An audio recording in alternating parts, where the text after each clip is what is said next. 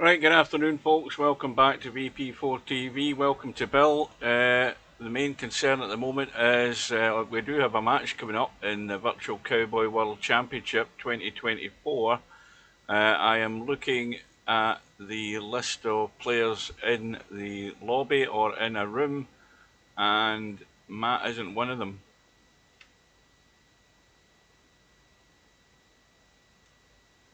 He is nowhere to be seen. At least I can't see him. So Matt looks as if he's going to be, if he's going to show up, he's going to show up at the last minute. But because I've not seen him doing any practice, I think he's in the tournament, but I'm not quite sure that his heart's in it. He's going to wing it if he actually remembers to show up. I'm looking around, and how long have we got to go? About 3 minutes. Let's just look at the schedule. We've got this match coming up tonight between Matt and Cobra. Cobra, of course, the defending champion. We've got Fast Eddie and Tam going at it on Saturday. My voice is beginning to go already. They've only just started. Excuse me. My opponent, Interchange X, after my not sensational win last night, sent a proposal for 11 PM next week, which is way too late. I mean, 10:30 is late enough for me, so I've re-proposed 3 times, 3 different times to Interchange X, so I'm waiting on a comeback from him. We had a match earlier this morning, one that One Pocket Slim was streaming, the one he was in himself, and One Pocket Slim was playing Linus at 9:30 this morning, British summertime. And Slim had a fairly comfortable win. I can't read the chat at the moment, guys, because it's in the white background. I'll read it in a minute. And Slim went through 3 racks to 0. I can't see where it is in the bracket.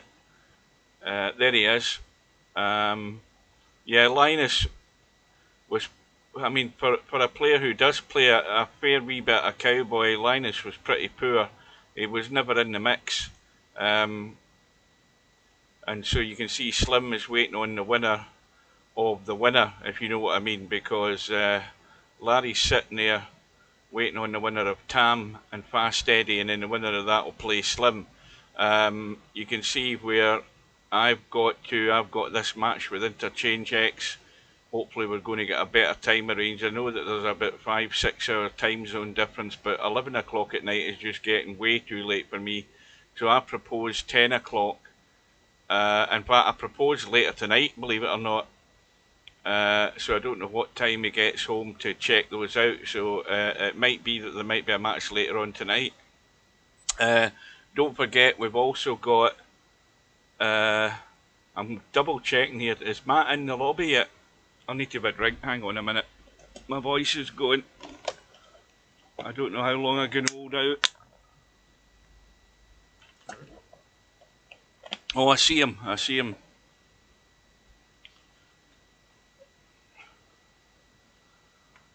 Yes, here, Pig, just give me a minute. Right, so Matt has arrived, at least I saw him a minute ago there. In fact, is the room not up? Yeah, the room is up. And Cobra is in. And welcome everybody. We're going to have the lag for the break and then I'll tab out. We've got Matt on the right, Cobra defending champion on the left.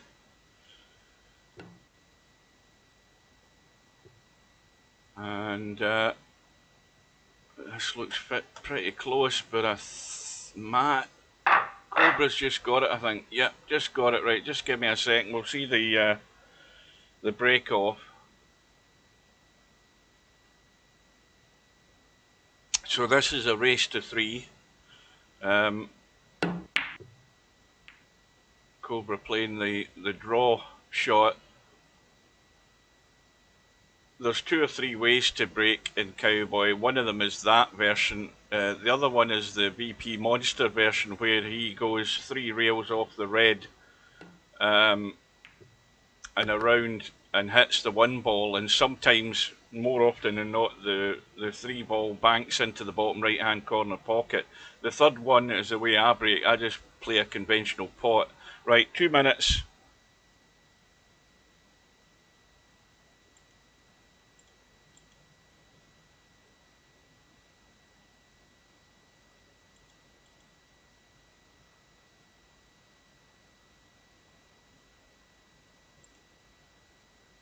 Hello. Good afternoon. Wait till I go back into... Right, well, of course, this channel is all about me, isn't it? So let's just talk... let's talk about my efforts last night. I was half asleep. That's my excuse. It was pretty shabby. The only sort of good thing is that I sent out a message to people who did happen to watch the end of the racks that if I can get to the caroms, I've got a good chance again against anybody. I think I had a 7 run and an 8 run or something, and I didn't hang around too long to actually scratch. So that was the only sort of shining light in an otherwise dismal performance. But nevertheless, I'm just glad I got through. Dismal win is still a win. Yeah, well, I say that was the only sort of good thing I could take from last night. I don't know whether I had a 20 odd run. It was pretty poor. But the good thing was that anybody watching knows that if I can get to the carom phase in the mix with them, I've as good a chance as anybody of winning.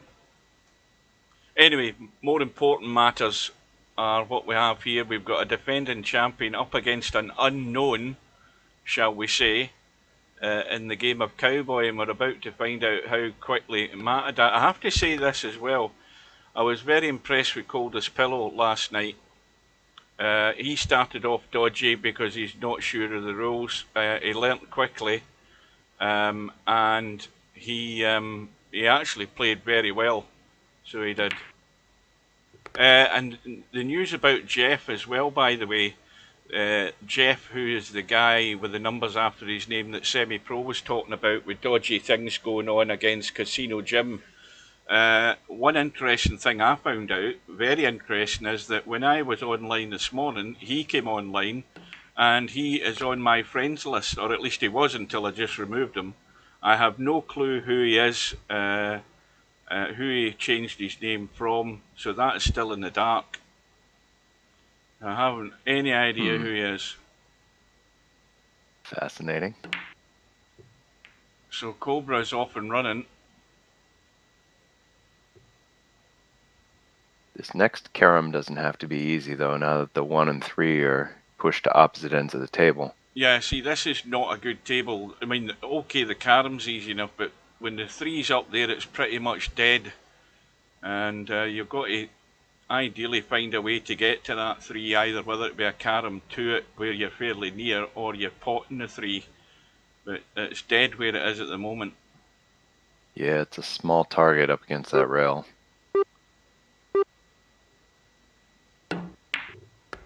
Yeah, that's what I thought it was, though. It sounded like a really bad sink, but I don't think, I didn't honestly think Steve would be that bothered. Well, if it's something that he's doing consistently, then I think Steve's going to be interested in how. Well, let's put it this way. I've seen loads of sink. I've been in rooms where there's been loads of sink, particularly when we were doing testing. We had sink issues back then, and Steve was doing everything to fix them.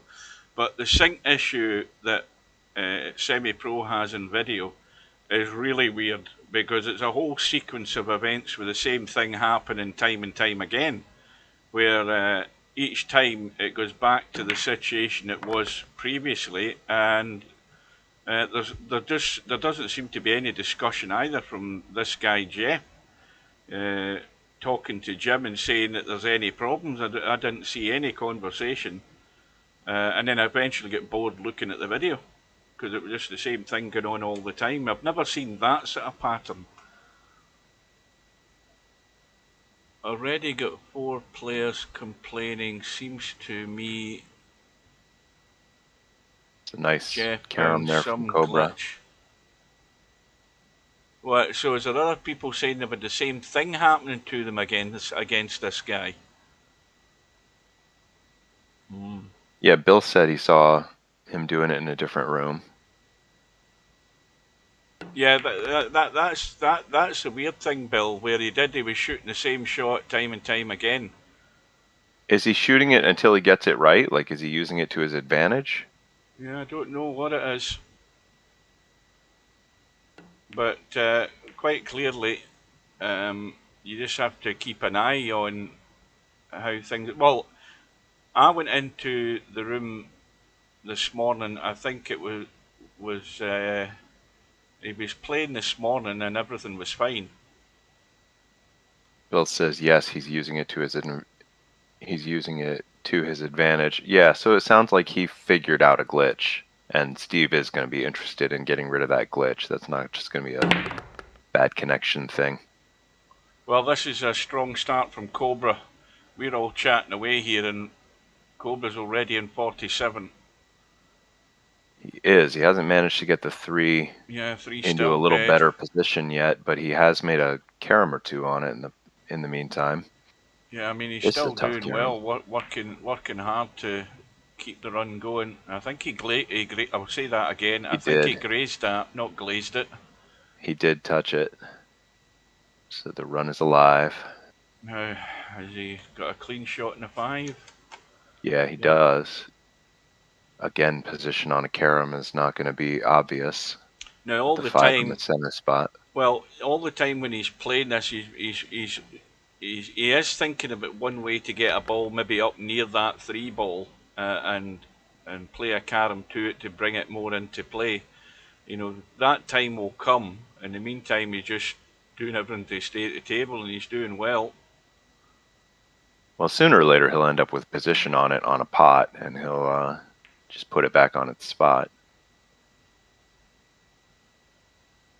Now, there is an opportunity from this pot here in the 1, if he takes the 1, to get shape on that 5 ball in a line that would allow him to carom the 3 and bring it into play.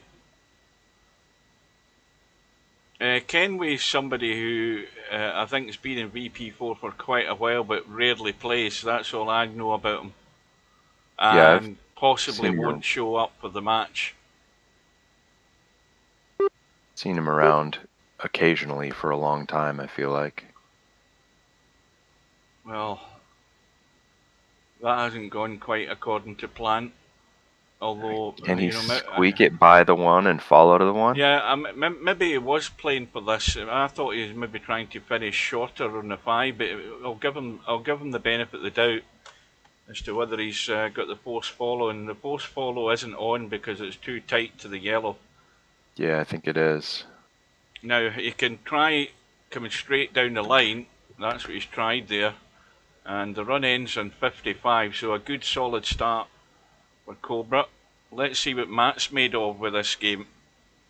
Well, and in potting the 3, he makes things a little easier on Matt to get a run going.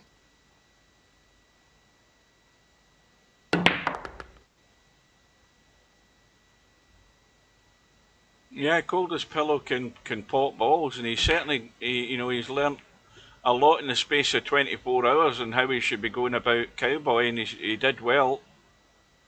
Well, in 91 from the break, that's a lot of caroms. So, he's figuring out that side of the game too. That's why, this is an open tournament, if anybody's up to the task.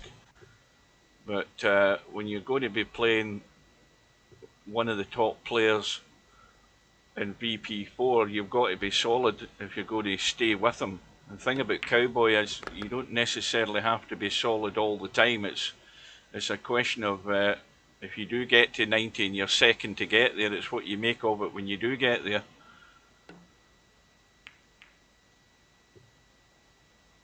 So Matt's already on the comeback trail here. 3 ball, of course, will spot it, which isolates it. So he's now got to look at the line for the 5-3 combo. Now, surely Matt's not going to fall into the old sucker scratch here. No, it's a pretty natural line to play a gentle carom instead. Yeah. Now you see the cue ball. Ooh. You see the cue ball. Commentator's eye. Oh, nearly. If he'd hit it any harder on that line, he would have scratched because it Yep. would have deflected wider off the 3.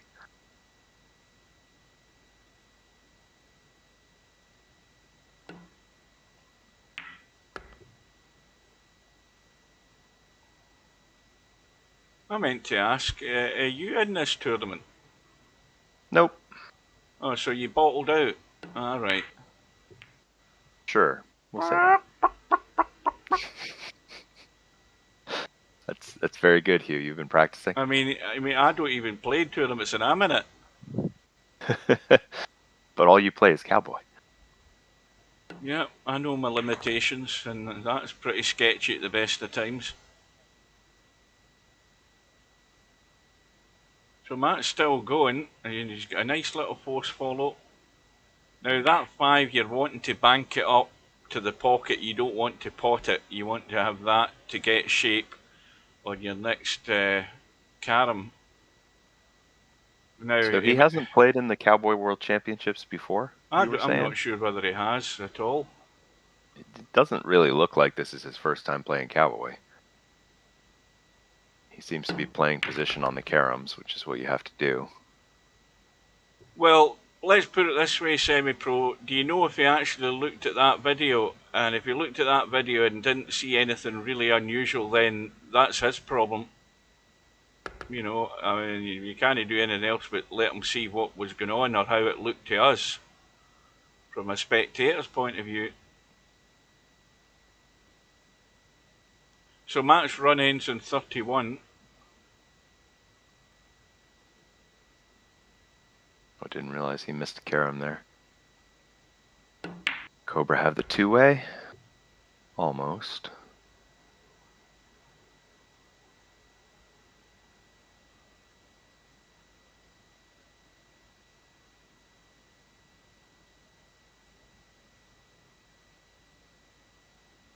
Now in this shot you could pot the 5 and stun into the 1. No scratch off it from this position. Now, I don't know whether he wants to play the cut and the 5 up the table or play the 1. I think if he's playing the 1, he's got to manoeuvre the cue ball such a way that he's going to have a carom. I would play the 5 because that spots it next to the 1 for the next carom. Well, that's what I'm thinking, because if he potted that 1, the cue ball was leaking away left. Oh, he overcut it. Yeah, he's overdone it. So you can get away with undercutting that shot by quite a bit on the VP4 rails and pockets, but overcutting it will not work. Well, Matt could start off trying the little carom come pot on the 5 ball, but he didn't fancy it. I mean, because that would have been an open table. He's still got the carom here. The problem is he didn't get into the stun heavy enough there. He needed a heavier stun to hold that cue ball. Or softer speed. So that's one that's got away, because you know, you've got to be thinking there when you're about 30 behind. It was a good chance to eat into that deficit there, but he's probably going to come back to the table with Cobra on 90 and counting. Probably so. Although that wasn't great either. No, this is actually similar to what Matt's just left himself. You know, he's got to, this is actually not a bad line though to stun to the 5, but you've got to hit it thick, full in the face of the 5, because when you start glancing off at the cue ball, leaks away to nowhere. See, now he's got to pick out a pot, and none of them are gimmies. None of these two. I would cut the 3, and well, you can't really hold for position, so your carom is going to be gonna require doing something. Good evening to Keith. Well, he's got the bonus point. Now, again, this is a problem, because the thin edge off the left of the 3, you might have to check this with right English. I think that's what he's doing, because he's trying to hold the line in the cue ball here when it hits that back rail. You see, that's perfect. You know, he hit it great, but I think I would have used the 1 in order to go with the 5 as a big target there instead. You see, that's a tough shot. That I played one of them last night and it actually worked. But it's tough putting right English on it on the left-hand side of that object ball to get the line. It either works or it just goes completely bad. Yeah, the thin hit with the reverse English is very tough to judge. Well, don't forget. In terms of reporting, you're only reporting. Somebody who's being abusive and that sort of thing. In terms of when things look dodgy sync-wise, there's no point in reporting that. Well, I don't using a think. game glitch to cheat, I would say, counts as an abuse. Well, I mean that. Well, the thing is though, that part's already been reported. That's what we're talking about. I mean, if Steve isn't that impressed to look into it anymore, then let's be honest, we've done our part in that sense, in actually letting him know that something weird was going on, and it's up to him to make about what he wants. If you just keep doing the same thing all the time, he'll either react or he won't react, but it doesn't sound that impressive to start with that he's not really that bothered. Well, the thing is, if that was like, if that then spread to 2 or 3 players doing similar things, then he'd be worried.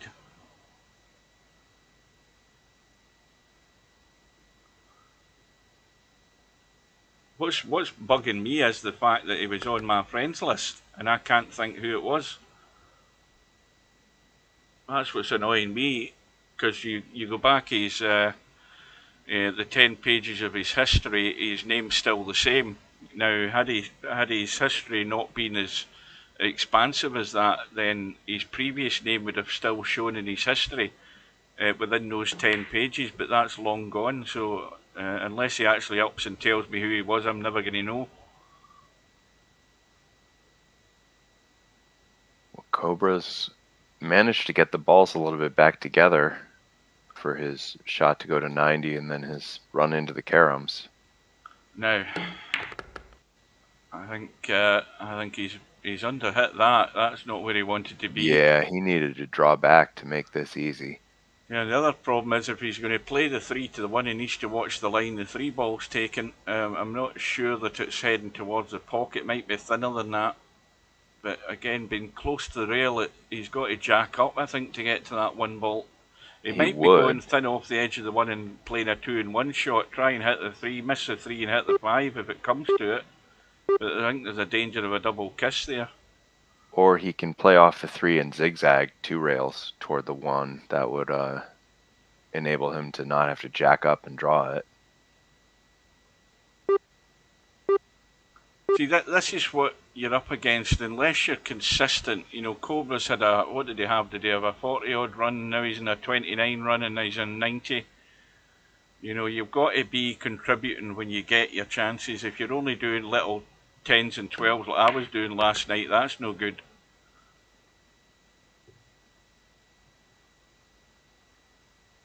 But the beauty of this game is Cobra could be stuck there in 90 for a little while, provided Matt can get his act going, and that's already that's already killed that idea. Yeah, that's really not what you can afford to do playing against a good Cowboy player. Now he can play a little draw into the back of the 3 and bank the 5 back up the table towards the 1. I think something like that. I don't think you can really bank it towards the 1 to do that.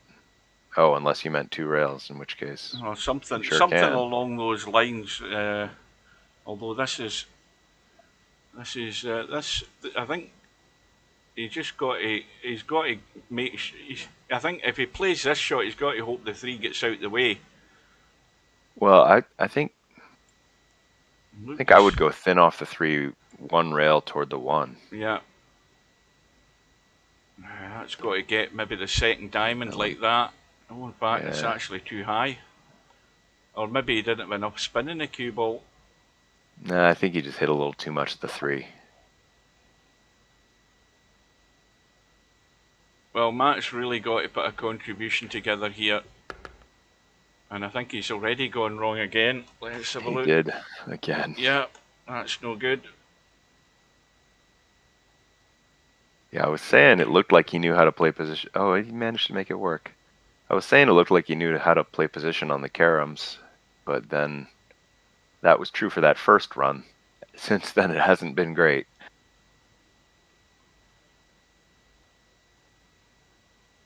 So Matt's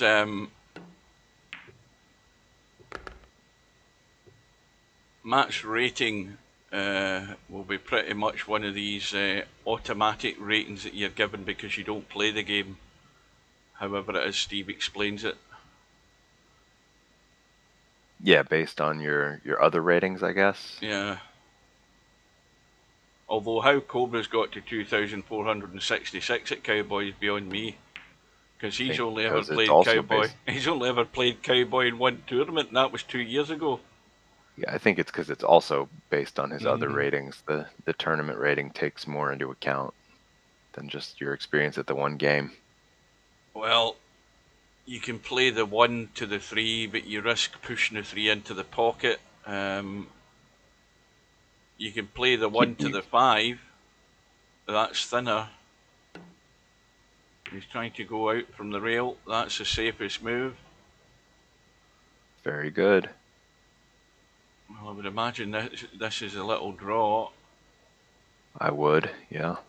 You can, with good enough speed control, you might be able to leave the 3 near the 1. He's going to draw off the 5 instead. Yeah, so the 5's heading in a good direction. Yeah, Yeah, gathering all 3 balls together. That's nice. see now he's got a follow-up. He's got a choice. He can go probably 1 to 5. I don't know that 3 to 1 is going to be that good because the 3's I heading in a direction towards the rail. like 1 to 5 and maybe try to bank the 1 back toward the 5.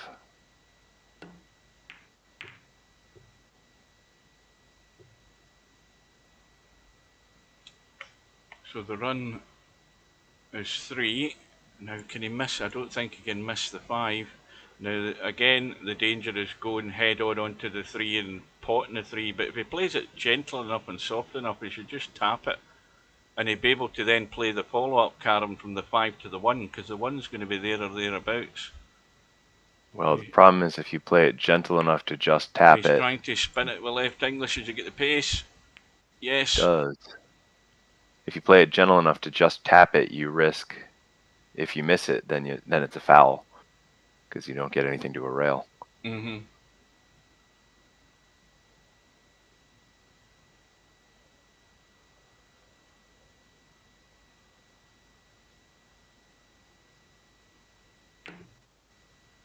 Yeah, using draw to shorten that angle is always very touchy.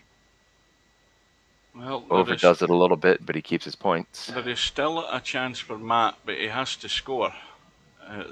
He's got to get something to eat right into this because Cobra's one decent visit away from winning this first rack already. Well, I suspect he'll run a few more this inning than he did the last few.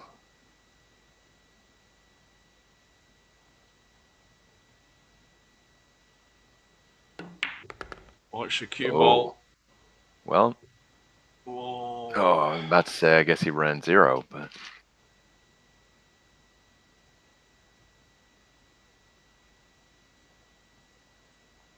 this is dicey. Is there a double kiss in here? No, there's not.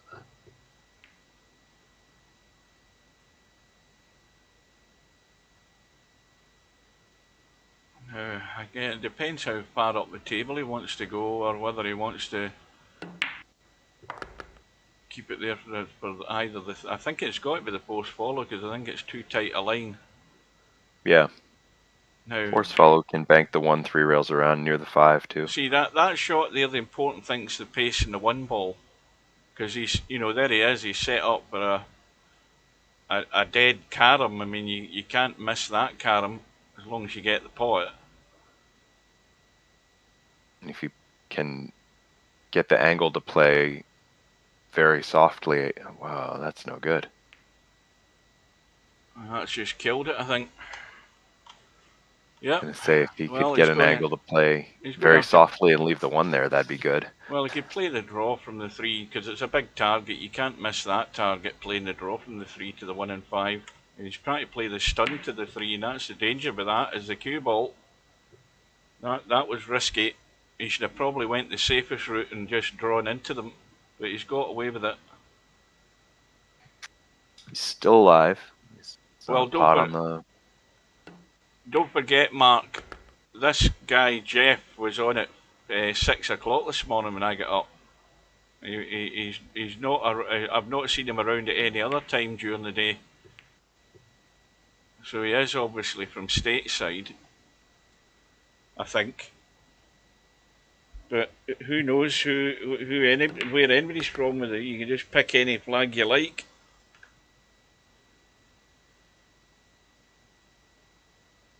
Well, Matt's within touching distance here. It just got tough again, though.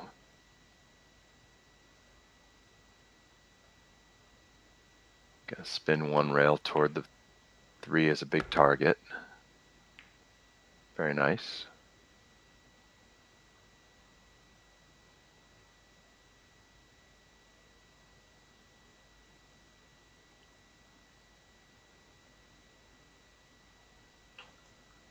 Well, I think if he's going to play the 3, I would like to come back the way.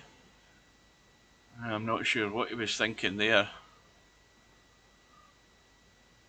Was he? I presume he was playing that into the bottom left-hand corner pocket. He was. Well, he hit it so bad, he's caught the side pocket. Cobra's got an easy carom to start. Oh, there's my nemesis. There's a two-way shot. 1 ball to the 3 ball or the 5. I couldn't resist this. Got to go for it, Cobra. Be brave for once, for God's sake. Play the 3 railer. You know it makes sense. It's going to do it.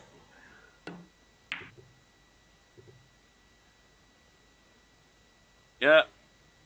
2-way shot and he misses both. Yeah. I would have been playing specifically for the 3 there, but if I got my line wrong, I could get lucky and hit the 5. So he needed more pace to get to the 3. And Nevertheless, it's given Matt another chance to get in amongst it. And that's this has got to be thinner than you think. Not thinner than he thinks, though. Now, and again, you've got to now pay attention to the scoreboard, because it's so easily to get distracted when you're potting and caroming. You totally forget that you're on the brink of 90, and then you go over it. Well, you can get a 86 here, and then a carom, and then a 3 ball.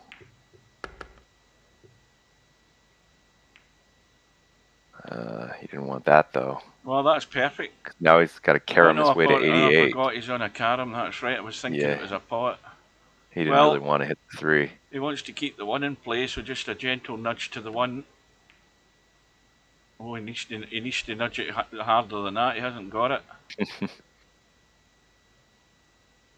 Well, I guess the good news for him is that when he comes back to the table, he can get to 90 in 1 pot. Well, is he going to get back to the table? I have my doubts whether he will, because he's had at least 3 good goes to get to 90. He hasn't got there. And Cobra's looking at killing this off here. He's in great position to do so. Again, the 3 ball can come 1 rail back toward the cue ball in 1. Well, he can play the little draw to the 1, or he can go left side of the 1, bump the short rail back into the 3. Easiest shot's by far the draw, because obviously it's a big target then, but he can go, he'd probably much rather bump the 3 and then probably set up the 3 to the 5 next. Well, that ain't happening because he's hit the wrong side of the 3, so now he's in 99, and the 1 ball sitting perfect for an out shot.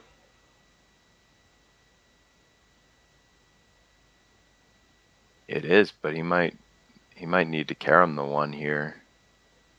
Oh no, He looks as if he's off going the left of the 3. rail to the 5, is he?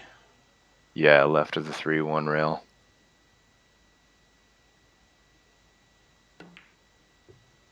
Yeah, that'll do. Nails it. And that's what happens. You've got to take your chances against Cobra. Followed in on the 1. Comfortable, pretty comfortable start for Cobra, and decent little contributions that, well, the 2 visits that he made, the 2 main visits that he made, broke the back of this rack. Funny the way the score of this game works. That was a 101 to 87, which would seem close, but that's not really close. Watch the cue ball. There's a mistake. See, that's the conventional break. You've got to hit it harder than that so that you go into the long rail a lot sooner. I think if you're Matt, you got to make the 1, or you got to make the 3. Yeah. Then at least you're guaranteed to get another shot, even if you miss the carom. And he is a great potter, as we know.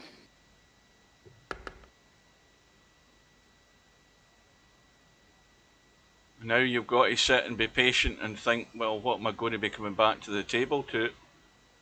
It could be quite a score.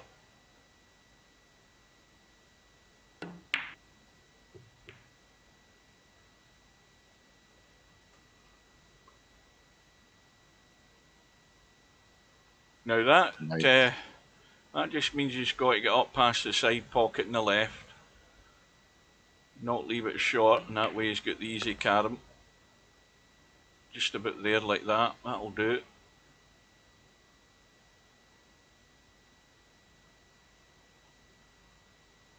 So don't forget, guys, we have the big semi-final match tomorrow night at 8 PM British Summer Time, so that would be 3 PM Eastern, noon Pacific, and sort of 1 PM Mountain Time or Central, whatever it is, time.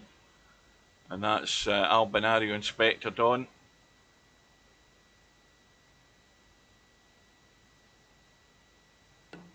So Cobra's now battling on 2 fronts. He's trying to defend his Cowboy Championship, and he's trying to take the crown from Albinario. I think the 9-ball. I think Albinario is the current champion, isn't he?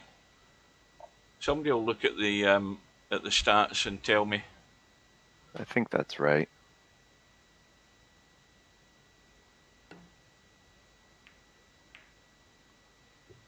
But we'll see if Spectre Dawn has anything to say about it.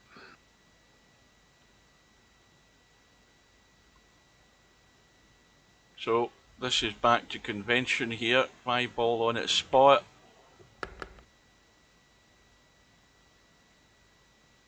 Now again, that looks just too thin to be edging it. You've got to force follow it with this 5-ball.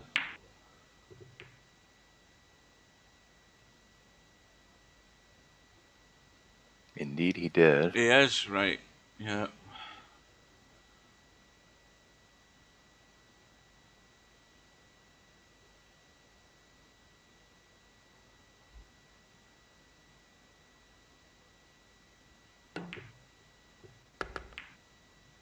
Uh-oh. You see, that's the sort of things that can happen when you're playing that thin cut. He could easily have caught the 3 and went in a half ball and scratched.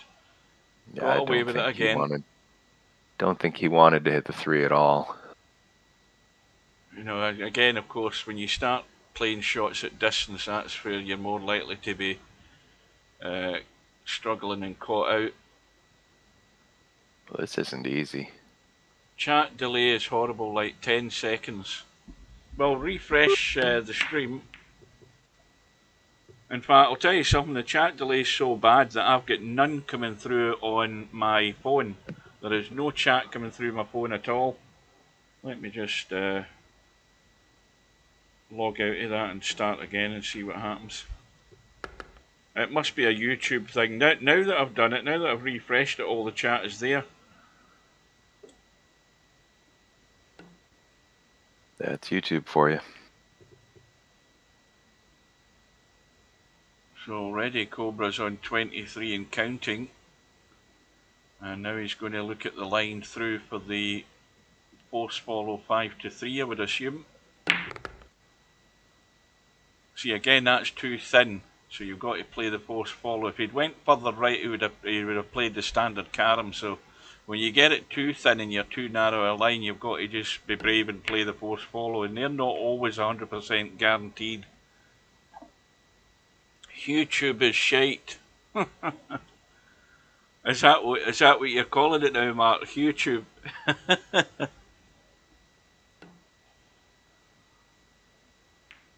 Oh, my YouTube chat died too.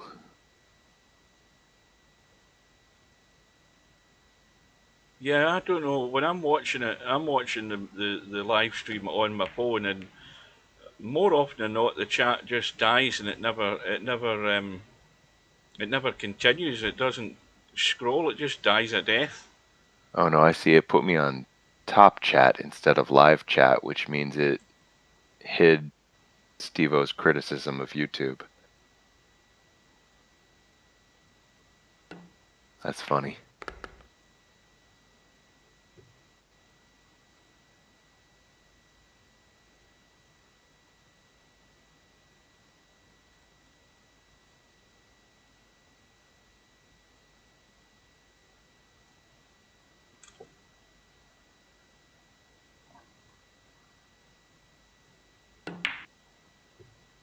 Yeah, that's the tough one at distance. Trying to play that force follow carom. That's really difficult.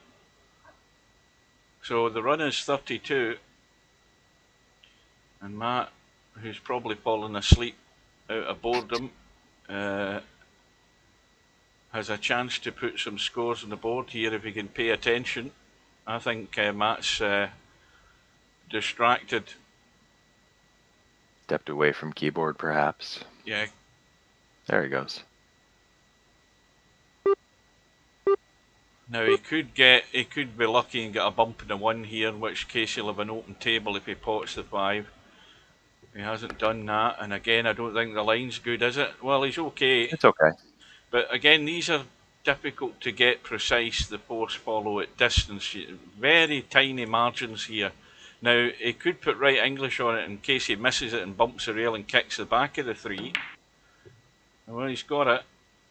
I think sometimes that makes it even harder to get the thickness of hit correct. It does, yeah. Now, somewhere over by the left side pocket, I think again the force follow is on. It's probably too thin to try risk just grazing the 5. I don't like doing that at distance. He could do the thin way from here also. My eyes wouldn't be reliable enough to do that. So 1 ball spot, so you're either coming over behind the 5 or going out of the kitchen slightly. Well, I don't think he's quite got there. Let's have a look. Oh, he's okay. It's fine.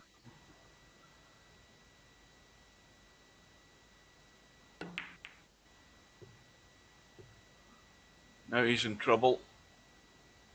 It's a bank on the 5 or a cut on the 3. Yep. I'd expect the snooker champion to go for the 3 ball.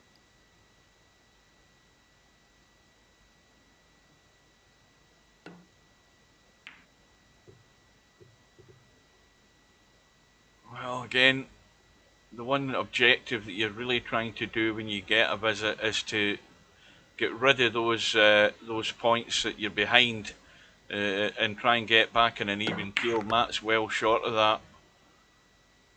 Yeah, 12s aren't going to get you there. Oh, I don't know how many 12s I did last night. Well, they're not going to get you there against Cobra, is what I should say. It got so it was boring, so it was. In fact, I'll tell you, Spud Boy, I think, had the highest run of the match. I think did he have a 48 or something? Yeah, I'm pretty certain it was about 48 Spud Boy had. But you've got to do where it matters in the caroms. That's the important thing with Cowboy. You know, you can be struggling all the way through, and as long as you keep in touch or you get to the caroms not too later than your opponent, then you're in the mix. Well, especially if your opponent is going to take a lot of innings to go through the caroms. Then it really de-emphasizes the first 90 points.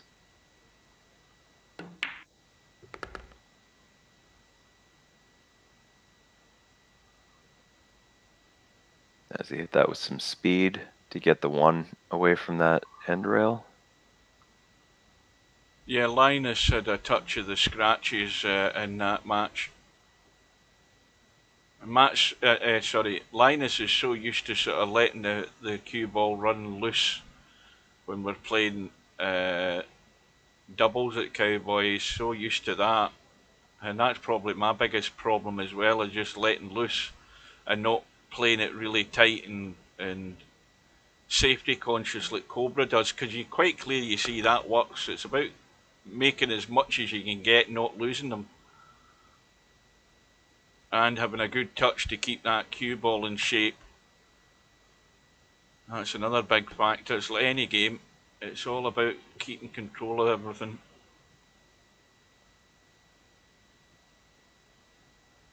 But one word of caution to Coldest Pillow. Runs of 91 for show, but getting the caroms and getting out in 101 for the dough. That's all I'm going to say there. Doesn't matter how big your high runs are in Cowboy. Once you get the business end, it's how good you are there that matters. But very impressed with Coldest Pillow. Nobody should be taking him lightly. He did this numpty stuff last night. He learned from it. And he was fairly impressive in the rest of that match. So his prospects are good.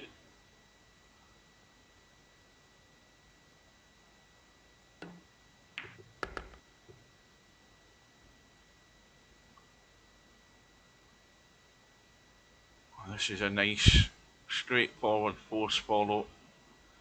And again, hit it with the pace that you're bringing the 5 ball back into play. Oh, he's well off the line there. I'm surprised at that one. But still, I think that 28 is about as high as Matt's highest run this match so far. Yeah, but that was Cobra that was at the table, though. Yeah, I know, but I'm saying if Cobra's equaling Matt's high run every time he comes to the table. Oh, yeah, that's true. That is a very valid point, yeah. Then it's going to be hard for Matt to catch up.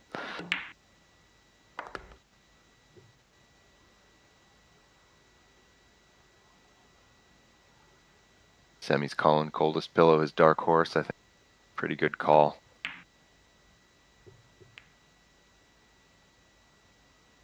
That's fine. I can just keep well below the radar and play like a numpty in all of my matches, and then just come out the woodwork at the last kick. I've actually done better already than I did in the last one. The darkest horse. Matt misses a straightforward carom again. Did he lose track of whether he was on a carom or a pot? Well, that's the other fault everybody has. If you're not paying attention, you're going to lose and go out of sequence. Well, he may have known he was on a carom and just tried to get it at the same time as the pot. That's the other thing that also catches you out in Cowboy. The initial visit to the table, you're looking to pot a ball, but at the same time, if you can, you'll do everything to try and get the carom as well, so you'll get the open table second shot. Yeah.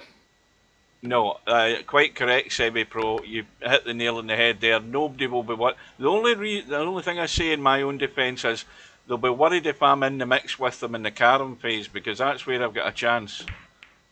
I definitely fancy my chances there. But other than that, no, I couldn't. I wasn't impressed with my contributions. They just weren't heavy enough.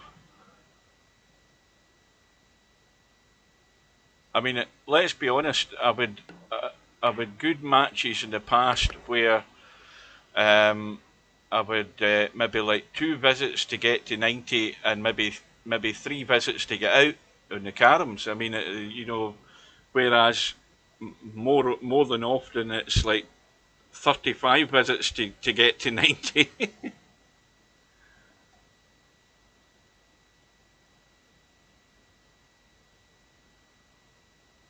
Well, Cobra looks as at the moment it looks as if he's going to have a fairly relaxing evening here. There's not an awful lot coming from Matt.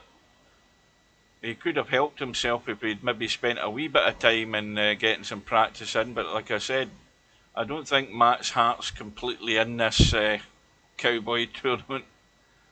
I think he's decided he's going to wing it. This is a little bit of an awkward pot, though. Cobra's at risk of putting in a single-digit run here.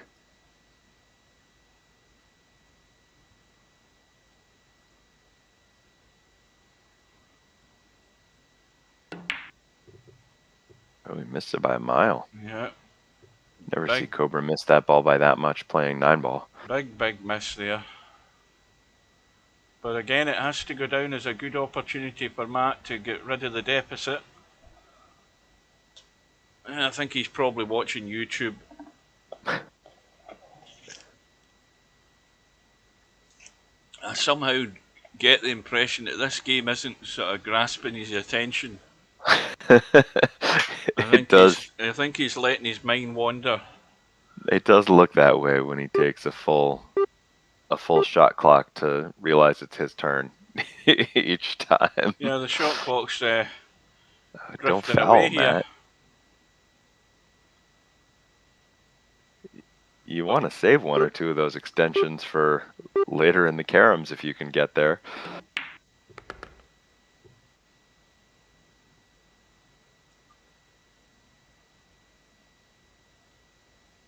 Comes in with a sorry. Well, he wasn't thinking about that shot because he's no shape whatsoever here.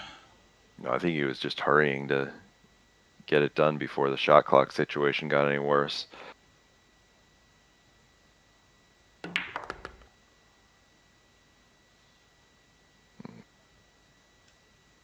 And he runs a 1. That's gonna hurt.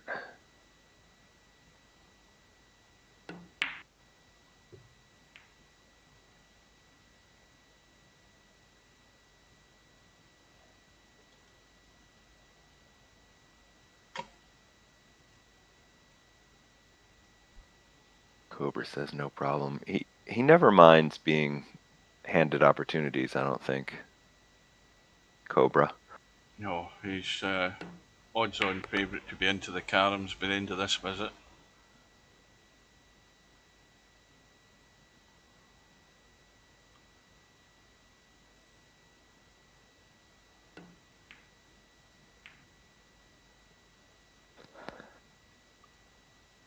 Sammy says he'd be the same as McClarkey. I think that's a good piece of self-awareness.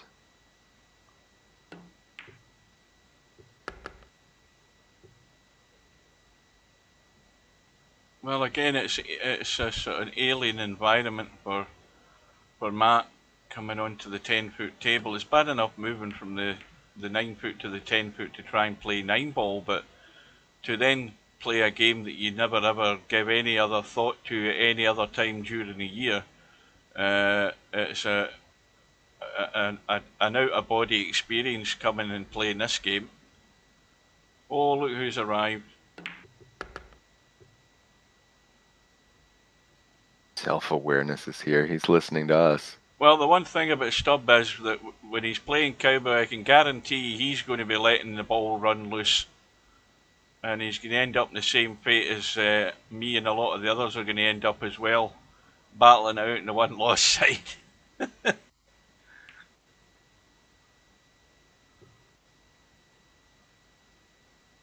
I actually would be glad if Interchange X got home and saw my counter proposals and decided that tonight was good enough, because I'd much rather get these matches done and dusted quick rather than hanging about more than another. In fact, he actually proposed the last day, the deadline day, which I never like doing in case anything crops up.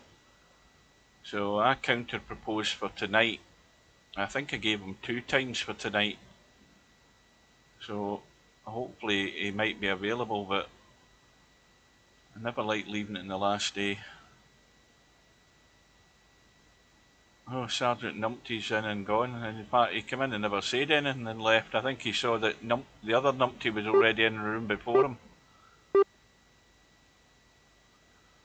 Well, Cobra's going to have to be imaginative here. That's going narrow, is it? Is he going to catch it? Yes, he's caught it. Well Very done. nice.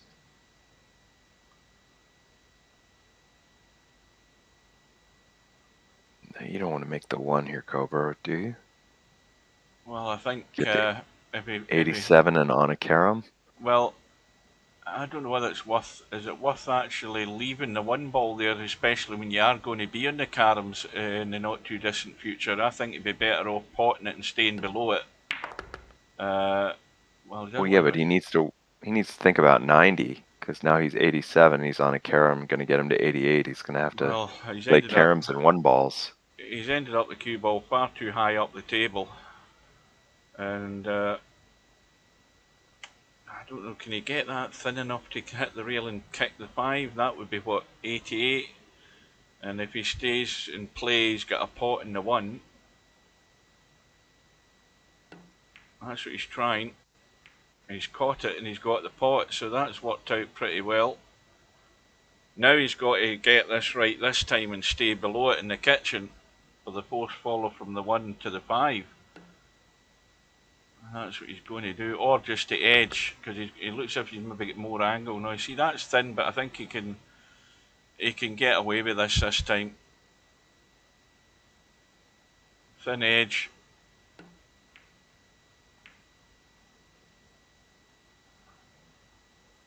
And to 90 he goes.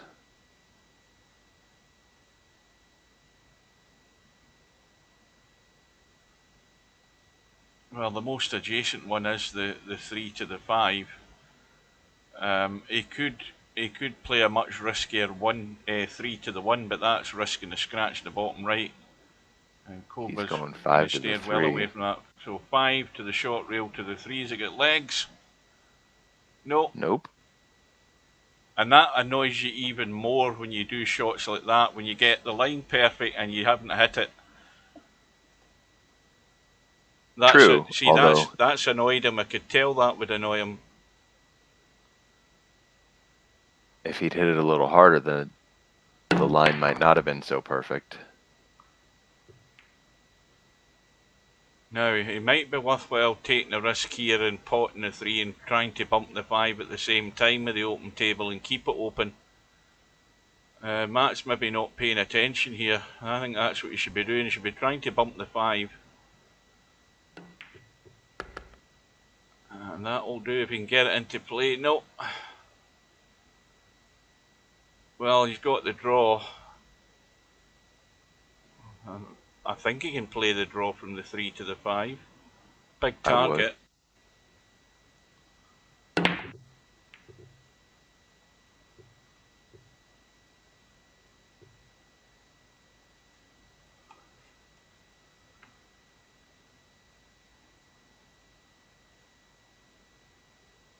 Yeah, pot the 1, play the 1-3 next.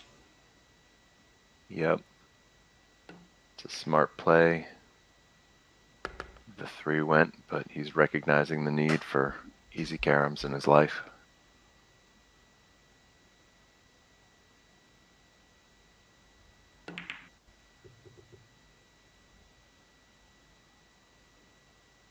Again, gathers them back together. I don't know if that was intentional, but it's pretty nice. Yeah, cue ball into the middle of the table. Just don't hook yourself behind the 5. You don't want to be having to work with the 5 here. He's fine.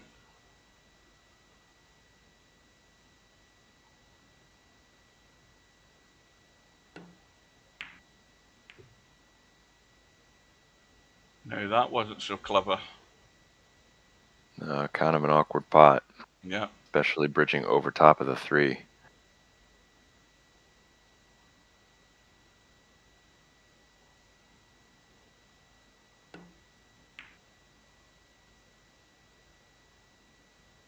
That's good recovery. Yep, fortunately for him, he plays a lot of snooker. There's a 2-way from the 3 to the 1, and if you miss it, you might get the 5. I need to just stay where it is, the 3 ball. I think it's maybe just gone almost too far. You can play the thin cut, I think. Let's have a look. Ooh. He can beat the scratch with draw. I don't know if he can. Yeah, he didn't. Well, he's got to watch the scratch in the other pocket, though. I think he's fine. Never a doubt. And this might be Matt's high run of the match so far.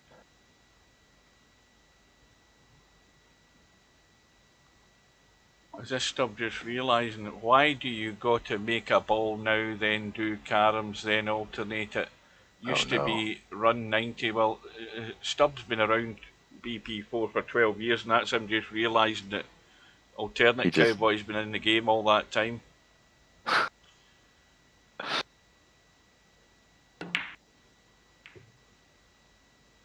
Yeah, it's definitely a different game if you can just pot balls to get to the first 90. It makes those first 90 kind of way too easy.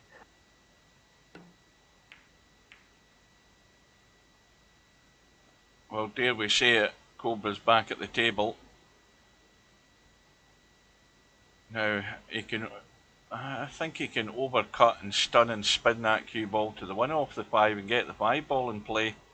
I think he can. He doesn't seem to like that idea. Yeah, I think he's coming back around. He's going to do it. He's going to do it. I mean, it's only one thing you have to do to keep the table. Watch the cue ball, though. That's the danger. You know, there's little unlucky. There's the reason he didn't want to play it, because that's what can happen.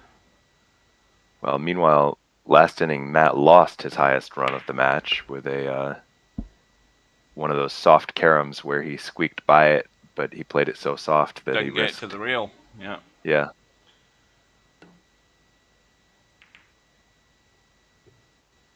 Let's see.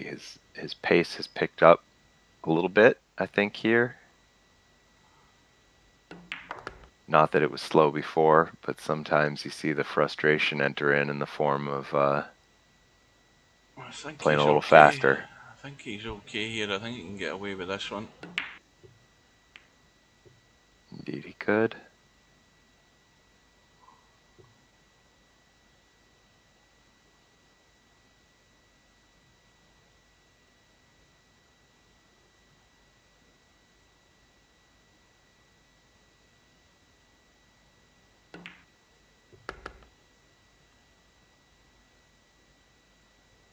That's perfect for the little force follow. Well, I didn't know that Coldest Pillow was playing Kenway, but obviously Kenway did show up, and Coldest Pillow's made short work of it. A 3-0 win for Coldest Pillow. He's going like a train.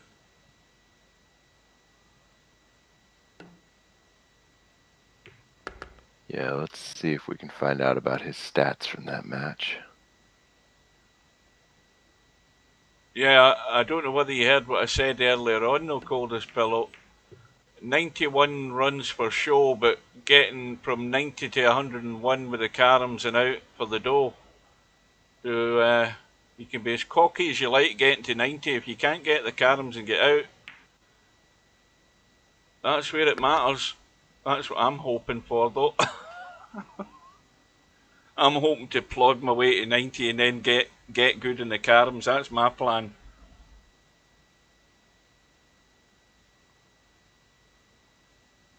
I mean, a bit late there, miasma. Where were you? Well, back to business. Oh, Matt's run ends again, I think. 23. Well, this is going to need a bit of creativity from Cobra, unless he thinks he can thin the one and bump the rail. I don't think the angle looks that good, does it?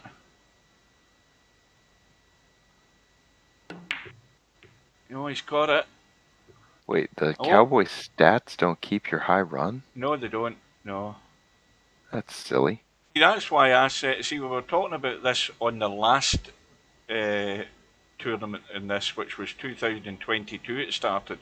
And I said to Steve, it would be good if you had a start for your average high run for a start, you know, your average run. And also, like, if you had made however many 90, let's say you made a 93 run, but you've made it maybe on 3 or 4 occasions and you had like, you know, a ×4 next to it. Those sort of stats, but I think that's just too much to be bothered with.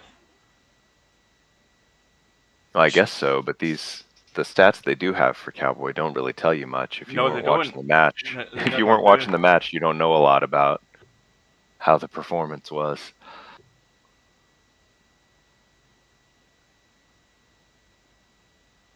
I think it's, you know, apart from...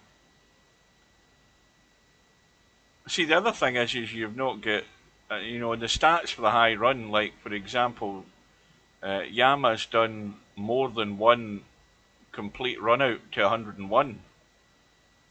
But there's no record of that at all in his stats to say that he's done 101 twice. You know, it'd be nice to have that sort of thing. And it gives you something to aim for also. That's what stats are all about. I mean, maintaining your stats, improving your stats. I think Steve gave a sort of positive response to it, but let's be honest, too much work. Well, and sort of a way to compare, you know, performances against each other. Like, you know, did Coldest Pillow in his match play better or worse than Cobra does in his match? Yeah. You don't really know. You have to wait for them to play each other. Well, I think this is about as close as Matt has got to Cobra so far in the match. Well, he got to 87 last game. Well, but Cobra was already well into the 90s when he did. You know, you've got to think here to have a chance to tie this match up. He's got to get to 90 before he finishes this visit. And above all, he mustn't lose his points before the end of the visit. So he's got the 5 to the 1. And again, you really want to get to the rail first and hit this one. You don't want to be skimming the left side of it for fear of a scratch like that. See, he's hit it soft enough though. And he hit it dead in the face, so that was... So he should be 1 to 5 next. Where's the spot? And this is the reason we asked Steve to put the spots in the Cowboy table, so that you've got a good idea whether a ball is going to spot and that sort of thing. He eventually come round to that way of thinking and put the spots in. Oh, you're saying there didn't used to be? Oh no, there was never spots in the Cowboy table. Oh yeah. But us Cowboy players mentioned it to him that it'd be a good idea to put them there. Because it means that when you are on the middle of a run and you've maybe got a ball adjacent, you're looking to sort of judge whether it's going to spot. You'd no idea where the spot really was. That does sound a lot tougher. Right, Matt now on... He's about to get to 89. 89. And that needs to slow up, and he's going to be dead in the water. I think he's fine. Now, he's got to watch where the one ball's going. The one ball's fine as long as he doesn't bank it. Well, if he banks toward the 3, it could get really good. If it hits the 3, it would have been good. Not quite. Uh-oh. Now, does he honestly want to mess with that one ball where it's sitting? I don't think so. He's trying. When I watch the 5 ball, trying to spin it with English to get to the 3.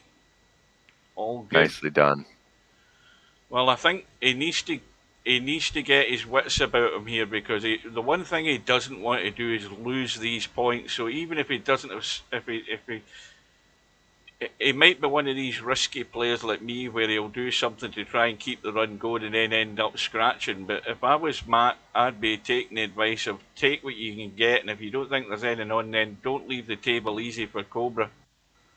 Now this is heading full on here, and that's getting dodgy. Judicious speed control, though. And now he's going to force this, and that's fine. Is he getting there? He isn't. So he's kept his points. Yeah, and that's a nice played little him run. Safe enough. That's, you know, if he keeps doing more of them, then he's well in the match. But the most important thing was not losing there. So that's Yeah, I got mean, him in the mix. if you count that run of 23, he lost on a foul, then he's actually been outscoring Cobra this rack. Well, this is a dangerous one, to send the one up towards the 3 and bump the 5, or to go off the 5 to the 1, but you're then splitting them further apart here doing it this way, I think. I like the 1 to the 5 and send the 1-2 rails Yeah. in the neighborhood of the 3. So now he's going to go 1 to 5 this time. He's just going to rock backward and forward here. Or he might be going 5 to 1, but I think the 1 to 5... I mean, whatever he's doing, they're all safe moves, because there's no risk of scratching playing things at this pace.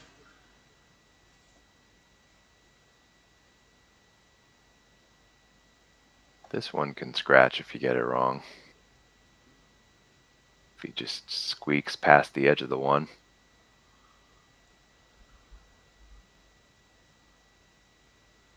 But he might go to a rail first instead in order to take that away. Take the disaster out of play.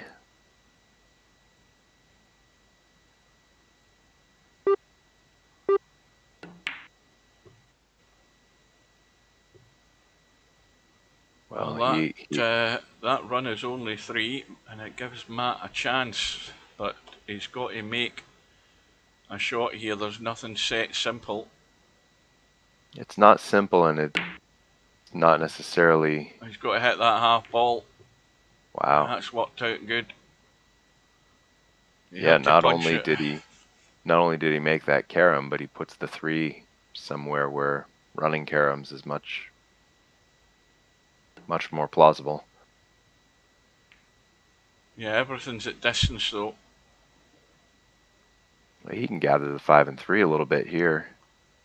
Play the 5-1 rail toward the 3. Yeah, he's got to play 5 to 3 here, because if he bumps the 3 and hits it, he's got to hit this a decent pace, I think, to bring that 3 ball up the table if he can. There's times when you have to take a risk to try and, improve the situation on a ball. Well, see, the 5 went right toward where the 3 was. Well, that's not bad. I mean, he's caught... The good thing about that shot was he just caught the right edge of the 3 where it didn't have a lot of momentum in it, so he's kept it there or thereabouts. Now, what would I risk doing here? I would... You can't go inside the 1, that's too thin. You could go 2 rails off the 3 to try and get to the 5, or you can try and spin it. He didn't get enough into it though. But again, the most important thing is he's got a run of 4 there and kept them. So that just keeps him in the game. Lets Cobra know that he's there. And he didn't leave... Yeah, the table's pretty ugly. He didn't leave an easy 1-3. Yeah. I guess he can stun a little bit off the left side. Stun off the long rail into the back. Caught the edge. And again, this is sitting pretty good for a follow-up 1 to 5. Yeah, that was... Now, how brave is Cobra going to be to try and get out here? Is he going to try and hit this 1 with any pace, where he knows he's pretty good odds to hit the 5, and try and do the follow-up with the 1 to the 3 with this track of the 1 ball? Let's see what he does. In fact, he's went round the back of it. He did. The 1 ball's got no legs on it. That 1 ball should have been down by the sort of second diamond in the rail there. And Matt's got a chance here. Very good chance, and get the first one. And he's also done the same. Around the back, though. Done the same. I think Cobra's got almost the same shot as he did last shot. Well, this is a good sort of stunned draw, but there's a danger of collision here if he plays the 5 first.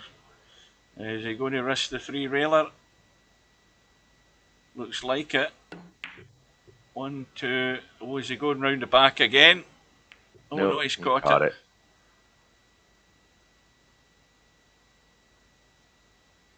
97 apiece, and every chance it could be 1 apiece. Cobra's at the table, though. Yeah, well, the table's not good. Not good, but... Well, you've got to be creative. He looks as if he's playing the big draw shot, the big VP4 escape route. I think you can stun off the 5, can't you? That's what I would have done. He ain't got it. Now, if this hits the 1... Oh... Well, if that had hit the 1 there and killed the pace in that 3 ball, Matt could have been in business here. This is dangerous. I think he's in business anyway. He could draw off the 3 toward the 5. He could draw off the 5 toward the 1. Yeah, this is not great. He's going to have to get creative here. Yeah, big drop. Now, again, he's hoping that 3 bumps something, and it hasn't. But he's got an easy 5 to 1 here. That will take him to 99. Let me have a Pretty look. easy 1 to 5 also. He might be going that way because I think the 5 to 1, although there's a gap between the 1 and the rail, so it's quite a big target. But I think you'd have to maybe check the cue ball a wee bit doing it that way. Now, how's the 1 going? Again, it could have done with bumping the 3. Yeah, that would have worked better if it had for him. And of course, the post follow's dead because they're in line, but he's got a 5 to 3 to get to 100. Now, the 3 needs to stay out of the way. Oh, no, the cowboy disaster. curse. The cowboy curse, you said it. Oh dear, that's the painful thing about cowboy. The balls just, they so want to find the pockets after when you're past 90 in cowboy. That is painful.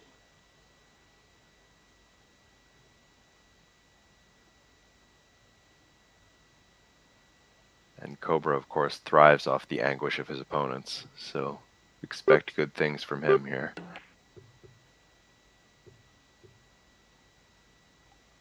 How many times have we all done that? Us cowboy players, plenty of times, too many times. I'm not a real cowboy player, and even I've done it too many times.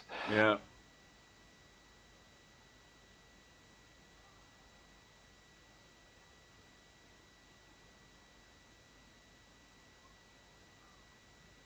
Well, is he playing to the 1 ball, or is he playing? I mean, again, I would have already played the 2 in 1 shot, because the 2 in 1 shot's the 3 around the angles, top right side down to the 1 or the 5. He's playing the draw.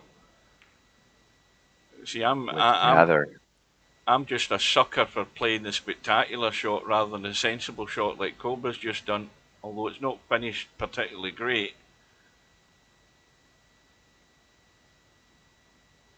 He's thinking about a rail first, but they don't sit great for that either. Now, why isn't he just going long rail to the left, bumping the back end of the 5 and the cue ball running onto the 3? I mean, I think that shot is very much on. Let me have a look. You have to hit the 5 pretty thin to get it right.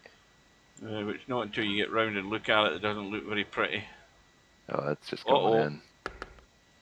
Well, that's just going in. We're back to parity here, 97 all.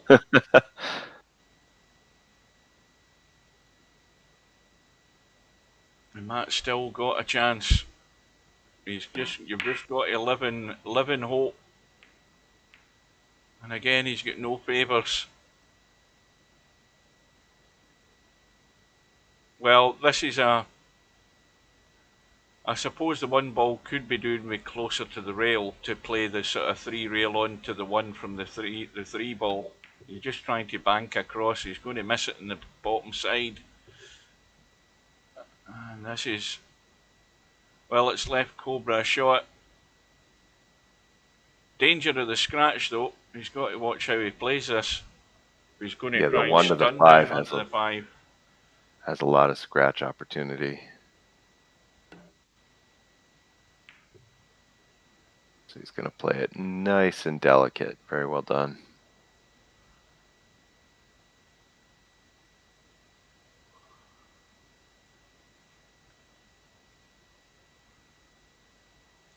Now, if he plays the thin 1 to the 3, would he be potting the 1 in the side? Yeah, that's very much the danger there. Because you're really lining it up anyway. Yeah, you're paying not a great attention to the side pocket. In fact, he actually was well safe the way he's played that. But the only Yeah, problem now is he's killed his outshot. The 1 ball is dead in the rail. well, you can come off the 1 to the 5 again, and bring the 1 back out into play.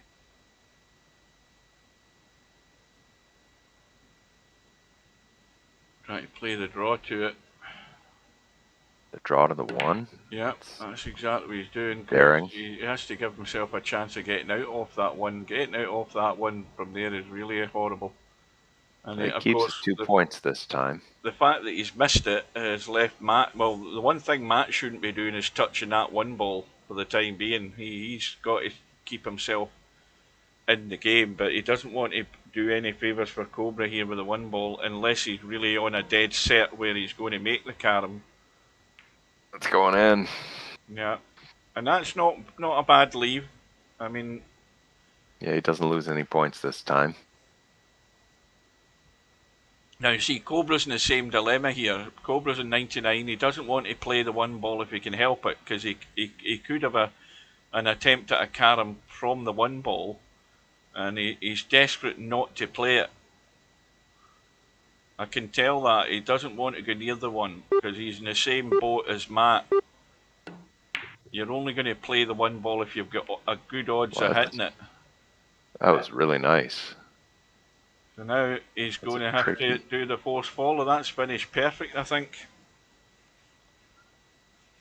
Maybe he's actually forgotten it was actually on 100 there until he went to play a shot. Yeah, this is unmissable. For 2-0.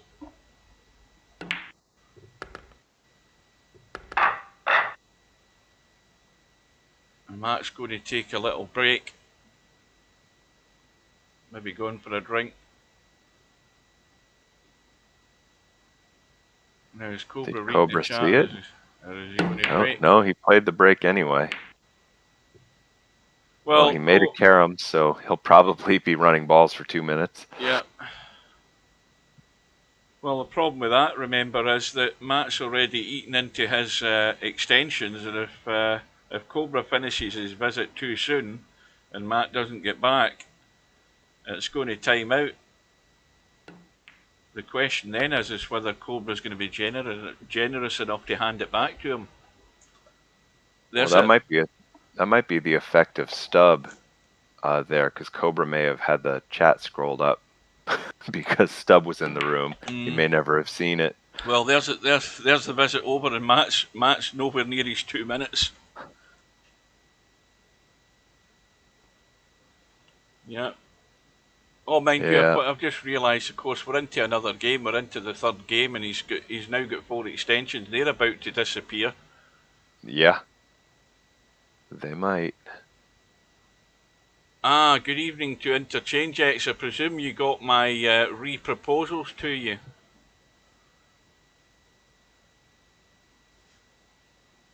Or if you haven't, go and look at your profile. Time zones are hard. Well, I think I sent you a proposal for tonight. And I sent it for an hour earlier on the last day. I think you sent a proposal for 11 PM. I sent a proposal back for 10 PM next week. But I think I sent you a proposal for tonight. Cobra confirms in the game chat that he wasn't reading the chat because he had it scrolled up from Stub. So that's unfortunate. Stub does manage to affect matches he's not part of.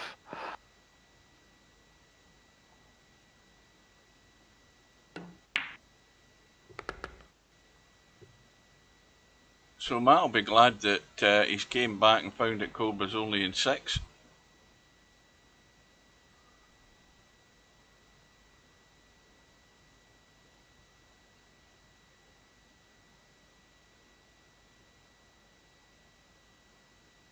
Well, no hard feelings, I guess, between the two.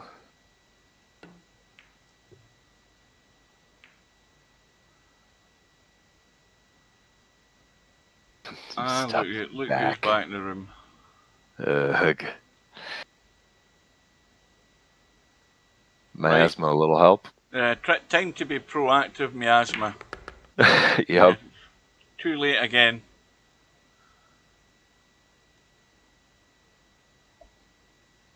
I said out loud that he had succeeded in affecting the match, and that's probably just encouraged him. Oh, 5 minutes is not going to be any good. A good 2 hours, that's what you want to be doing. And then you don't have to worry about them for the rest of the match. You've just got to keep muting them if you're going to do them 5 minutes each time. Just get the boot in early. That's what I say.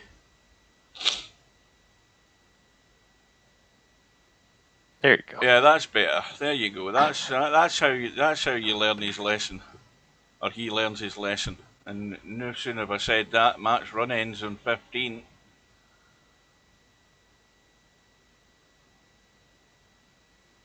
So the little pot in the 1, Karam onto the 3. Welcome to Bedhead. I agree with Bedhead. I think that if you are trying to go in and ruin somebody else's world championship match, you should just get banned for a little while. Yeah, well, I know that's why I'm no longer an admin, because I didn't give them 5-minute warnings or anything like that. I just bloody booted the bastards. So I was too heavy-handed. Steve wants to go down the negotiating route with these people, whereas I just say I have no time for them and get them to hell, get them out of it. No time for wasters.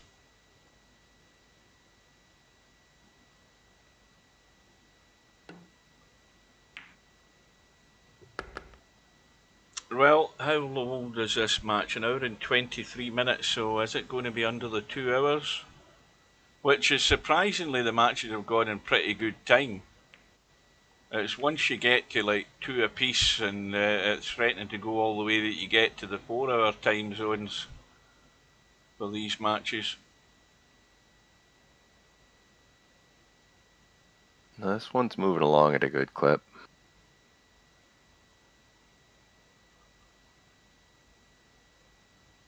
Wait a minute. Can you do an hour later on a weekday? Well, here's my problem. My problem is my days off are like, for example, last night, Tuesday, that I had finished my work earlier on in the day, and I've got my 2 days off, which is today and tomorrow. So ideally, I want to try and play my matches on my days off, which would have been tonight. I can't play US time tomorrow night simply because I'm back at work on Friday. There's no point in me even thinking of playing a match at 11 PM my time on a Thursday night.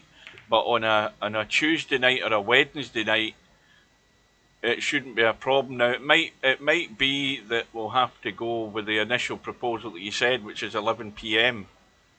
And if I fall asleep during the match, then you've only yourself to blame. Watch the cue ball. Oh dear. Wow. Well, it's going to be like that, Matt. Clarky can't catch a break. Yeah.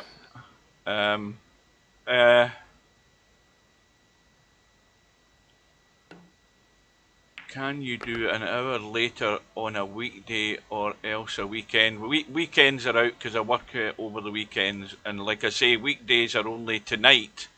Tonight I could, if you wanted to play it at 10:30 or 11 tonight, I would do it simply because I've got no work tomorrow. That's why I proposed tonight. But if none of them are any good, then it will have to be on the last day next week. Whatever one it was you proposed, we'll have to maybe just leave it at that.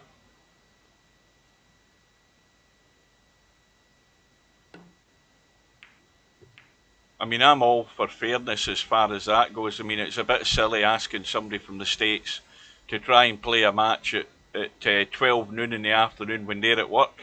I mean, that's pointless. I know with the time zone differences, that's where it ends up getting crazy. So my best days are Tuesday, Wednesday, they're guaranteed I can more or less play without a problem. But any other days of the week and weekends, next Wednesday I'm off. But the deadline date is the proposal date that you sent. Don't forget. I checked it on the deadline on the schedule. It's actually the 11th, I think you've proposed, and that's the final day. So you don't have any other leeway beyond that. Just I'll tell you what. Just leave it as it is, unless you're going to be around later on tonight. Yes, you did send a proposal. I'm pretty certain you did. I got one. It was Jeff. I've got a proposal that suggested. I am talking to InterchangeX, aren't I? Who the hell am I talking to now? Yes, you sent a proposal.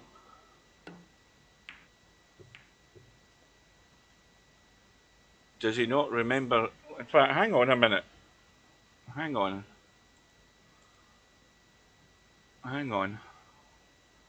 Right. Match deadline Tuesday, June the 11th, 11 p.m. Wait a minute. Maybe that's the deadline. It's not a proposal. Maybe that's my fault. I told you I've never used to these bloody things.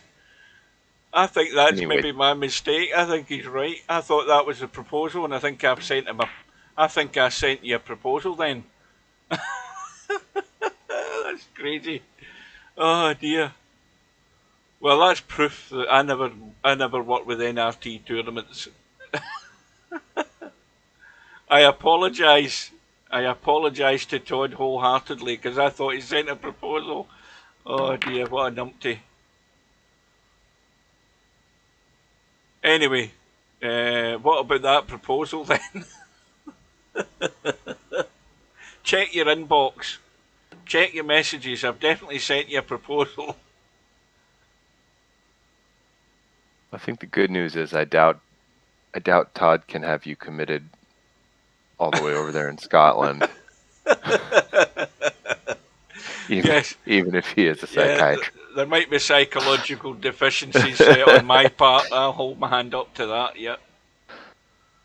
Anyway, Cobra on a run of 26 again. And counting.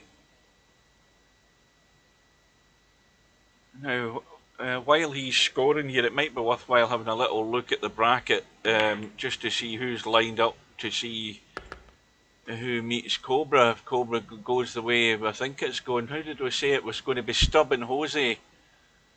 That'll be interesting. I wonder if Stubb and Jose have actually communicated with one another because the deadline is June the 1st, so you know they're cutting it tight to get the match done. Someone in the chat was saying Stubb and Jose were having trouble agreeing on a time. Shock, shock. Right, well, I'm just looking at the other matches. LS3 has got a bye, so that's fine. You've got Tam and Fast Eddie already arranged theirs. You've got Yuri Master and VP Monster. They haven't set anything yet. And the other one's a bye, so there's a couple of matches that are running out of time here. Stubb said when he's free, aye, so he's just being awkward again. He's just trying to throw everybody off by being. Well, if anybody sees Jose tonight, ask him if he sent Stubb a proposal. As long as we know he sent Stubb a proposal, then at least Jose won't be the one that gets forfeited. It could end up being a coin toss if they both exchange proposals. Yep.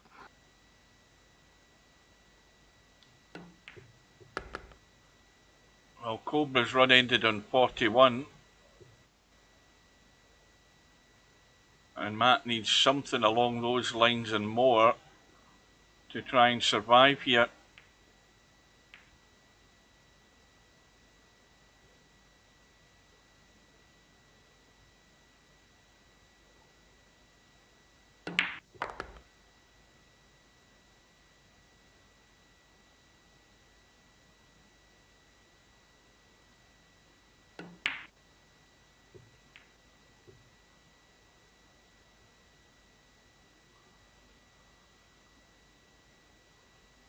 Well, this is to punch the 5 out the way and just run onto the 1. No, it's a No. it's a pot. Oh, is it? No, it was a pot. In fact, Matt was listening to the commentary because he's went out of turn. He's played a carom instead of a pot. Oh Yeah. dear. No, that's really annoying. He's not He paying was attention to the HUD. he was on a straightforward pot on the 3 too, if he had realized it. And of course, I wasn't paying attention either because that's exactly what I was thinking. He was on a carom.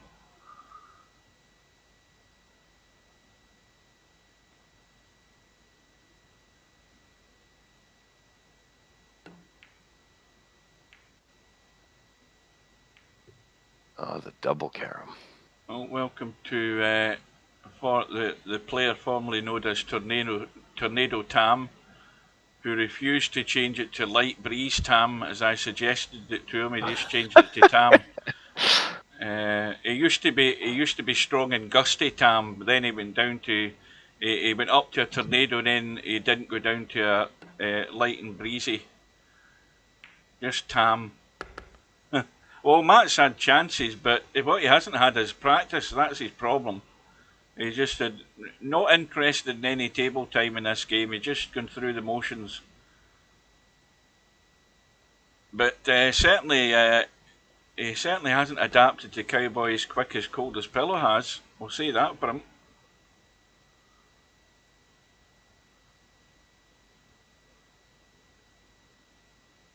Well, again, you would expect Cobra to be well in front into the 90s before he's finished here. Now, does that go past? That's perfect. Now, again, you want to bank the 5, but you don't want to pot it. You want to keep it there or thereabouts over the corner pocket. Which he's done exactly as you say. And now he's got to go. Well, I don't know whether he wants to help it over to the check it up for the left side so that he's got the carom from the 5 down to the 3. You don't want to go right side because you could get in line. Well, it doesn't really take any check. Just a nice roll will get you there. Now, this is. He wants, whatever he does, he wants to hit this half ball on the right side, not the left.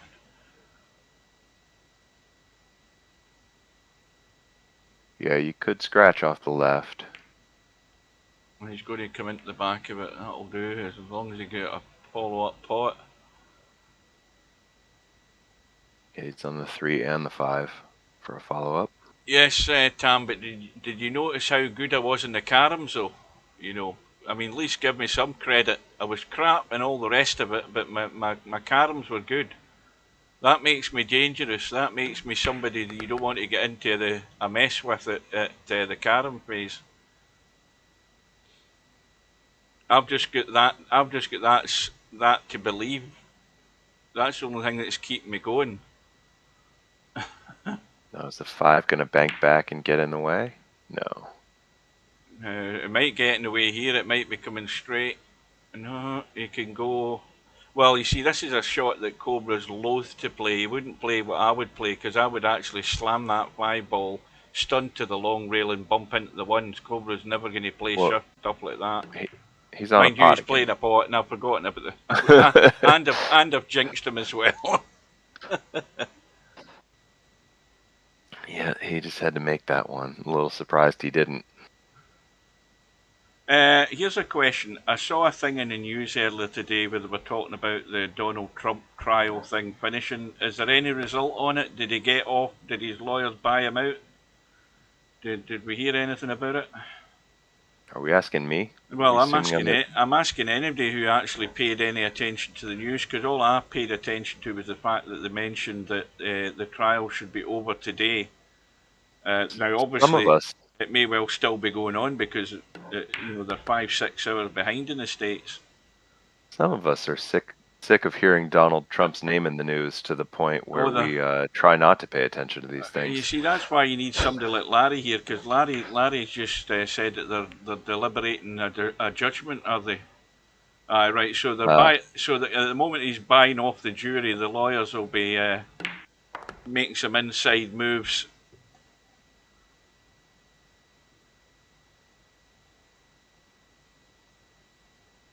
Biden looks like he's in his he always looks like he's in his last legs when he's walking. He's walking at a 45-degree angle. Well, he's the oldest president we ever had, and if Trump had won the last election, he would now be the oldest president we've ever had. So apparently that's what we like in this country, is just decrepit old farts. Electing old men. Yeah, but the trouble is, a lot of the thing is though that you have to have loads of bucks if you're going to go campaigning in the States. You've got to have loads of money. You do, or be able to raise loads of money. Well, Matt's doing desperate things here to stay in the game, and no sooner have I said that, I've jinxed him again as well. Yes, Slim, I'm actually, my real name is Wolf Blitzer. I don't know if you're aware. Welcome to Slim. The story of this match, what you're seeing at the moment, Cobra's scoring a lot heavier than Matt. That about sums it up. Matt's not scoring enough, but well, let's put it this way, just a bit like me last night, not scoring enough. Yeah, Matt did well to make game 2 a close one. Ran a 40 in order to actually get ahead of Cobra in the 90s. But other than that, Cobra's just been outpacing him during the opening phase of each game. Oh, now that you mention it, Coldest Pillow, here's an interesting thing. I was away getting my dinner earlier this afternoon before this match started, and I had a PM come in from, or when I came back I obviously saw the PM from U Plonker Rodney, who has a UK flag, and his PM said, you're the one that does the live streams, nobody does them in Shooter's Pool. That was the message that he sent me. Now, why he sent that, I have no idea. But just to put his mind at ease, I won't be going and live streaming anything in Shooter's Pool.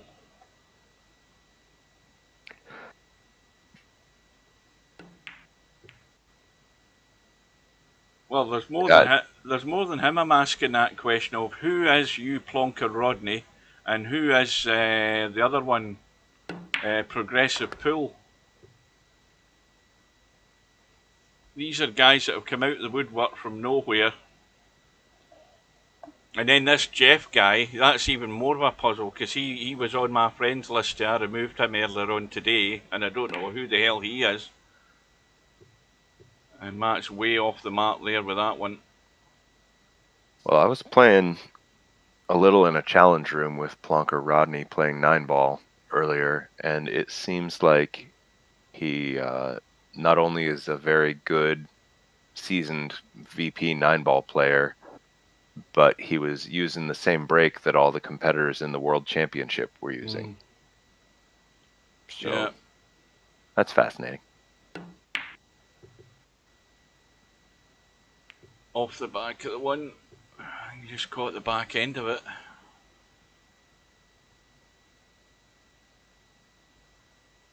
Well, this match will be over soon enough.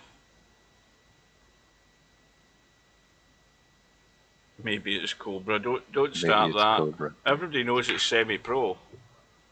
It's always semi-pro, right? Well, Cobra with a little bank on the 3-ball.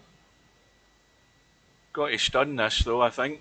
I mean, I don't think he's going to try and nursemaid this onto the 1-ball. You've got to stun this and bump that 3 up the table. A bit of a risky shot because the 3-ball's running loose, but at this stage of the game, when you're 2-0 in front and you're fairly comfortably in front and into the caroms, it's probably well worth the risk. And he only had a run of 2 points to protect. You know, if he was on a run of 50, that would have been a different question.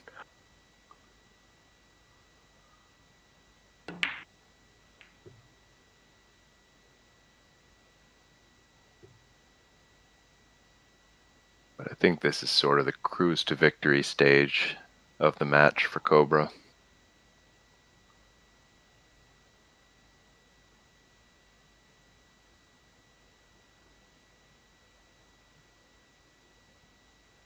Yes, Emmy, that's why I didn't want to accuse you of being plonker, because I just said he seemed really good. Round the back.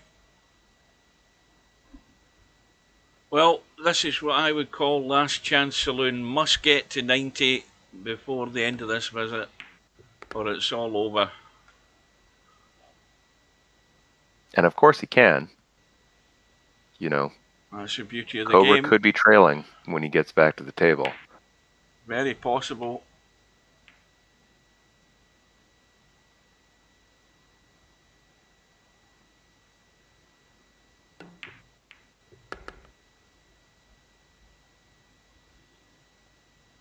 This is not a real easy carom, though. Yeah, this is not good shape.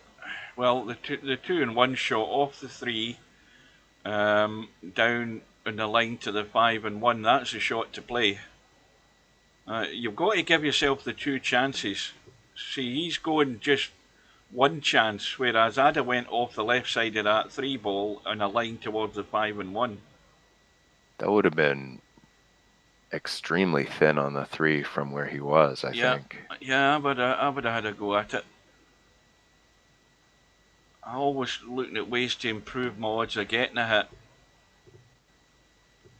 And some are more risky than others. But I think Cobra just shot a 2 and 1 there, I think. Yeah, but when when you've got to also take into context the position Matt's in. Matt's at death's door almost, and you've got to try and give yourself the best odds to survive. You've got to be brave. You've got to take on risky shots at some stages. I think he's well past that stage now. Watch the cue ball. Watch the cue ball. Oh. Just fine. Yes, Emmy, I was feeling that annoyance. I was playing with Plonka Rodney earlier and I couldn't beat him. I probably could have done better. I was making a few mistakes, but he's definitely a good player.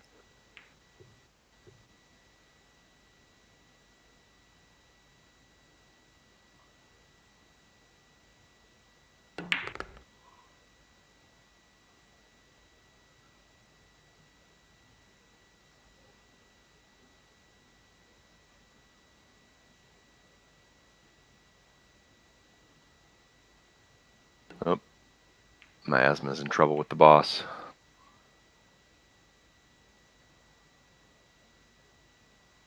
Well, I think the main thing Steve should be doing is checking up, see if he's got any police record. Unlike previous admins that we've had, not mentioning any names, but he actually stays out of bloody jail for a start. We've had some dubious admins here in the past, in the not too distant past, that is.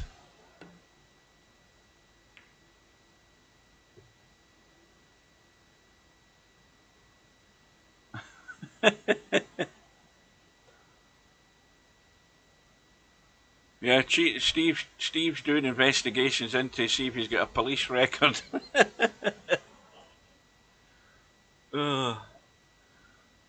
Right, well, Matt's not quite there yet, and the table's not perfect, and certainly where the 5 ball is Cobra's going to be loath to go near that 5 ball. Well, he just moved it a little. Didn't really make it much safer, but he moved it a little.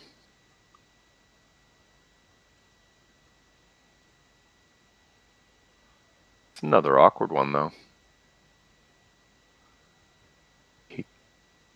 He could thin the 1 and go 1 rail toward the 3. Probably what I would do. Requires quite a thin hit.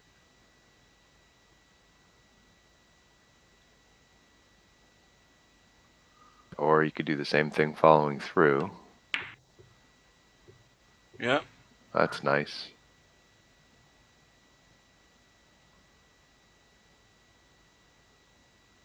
Now, can he play? Well, he can go one ball, 2 rails to the 3. He could play the cut shot in the 3, and that's what I think he's trying. He's playing the sort of cut and just trying to nudge the 1, and that's perfect as far as that goes. Now he would be brave. He would be brave now to try and get to the long rail on the right side and bump the 5. That's very tight and dangerous. And of course, the other problem is where the 1 ball's going. Yeah, he's just decided to cut and run. Quite right. So Miasma said that the terms and conditions says alt accounts are forbidden, and yet I know several are just sort of openly tolerated. So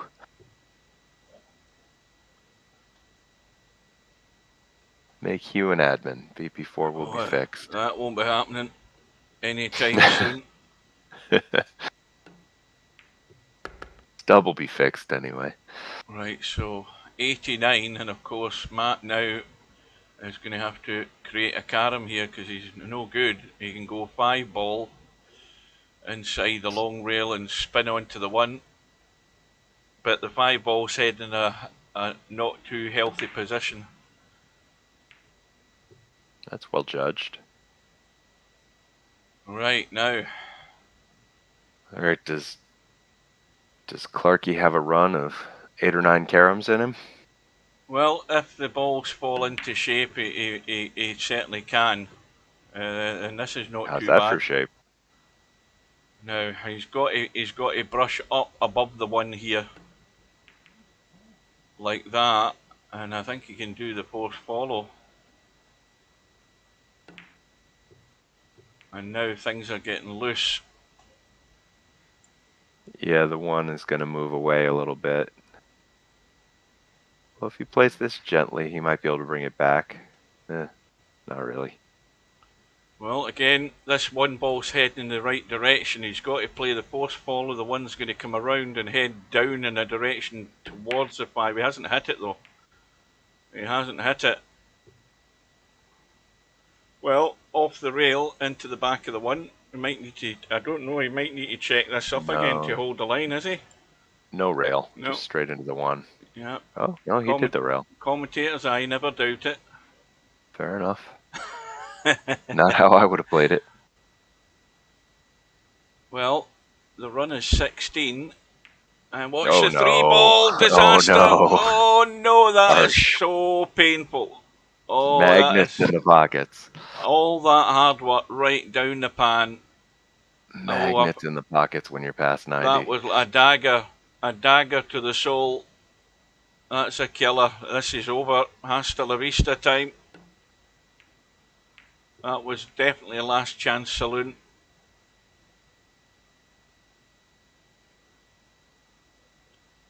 That is, you're seeing all the pain and suffering you can get in Cowboy right in that last visit there from Matt. That's hard work to get. Like, what was he on? Was he on his 7th carom at the time? And boom, knocks a 3-ball in. And Cobra now, well, he's going to have to be creative again because there's nothing set easy here, but he's on the brink.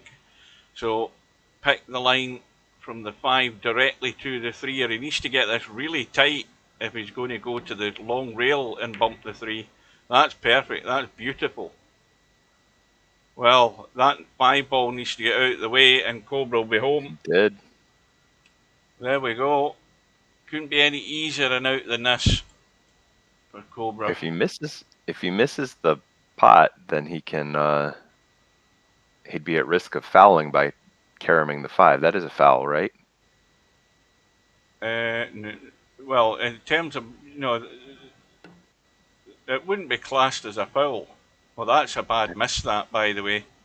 I thought it was that if you thing is, accidentally scored a carom on that one ball scratch shot that it would Aye, be on the one ball scratch shot, if you're trying, well, the simple way to put it is if you're playing the scratch on the one, it has to be completely clean.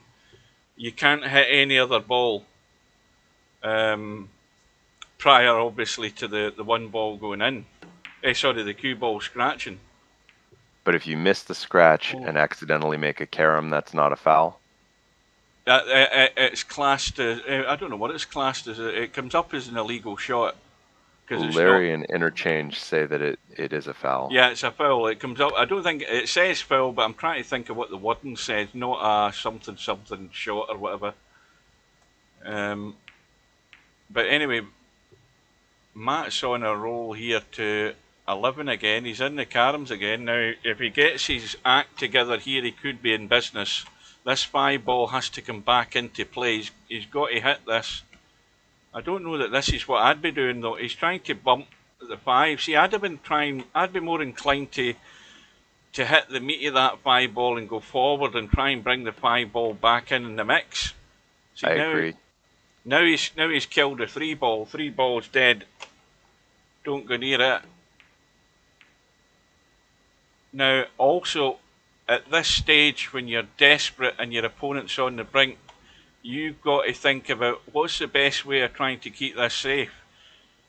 He's trying to stay at the table and make caroms when he's got to think about protecting the 1, and the worst thing he's doing here is playing the 1 ball. I wouldn't have done that. He didn't move it off the rail, so that helps. Exactly, Larry. Larry's got the right idea. I would have bumped to 5 and used the 5 to block the shot to the 1. You know, you've got to go on the defensive when you're on the brink here. And snooker him on the 1 is definitely there's a lot of cowboy players just try and stay at the table when really, if your opponent's in 100 waiting to get out, he's waiting in the first shot onto the 1. That's it. Well, it's a chance now. Got to avoid a double kiss off the 5. The 5 is off the rail enough to beat the kiss. Right, that's good. Now the 1 ball now is in a terrible position for Matt. Terrible from the point of view that it's easy to get out on.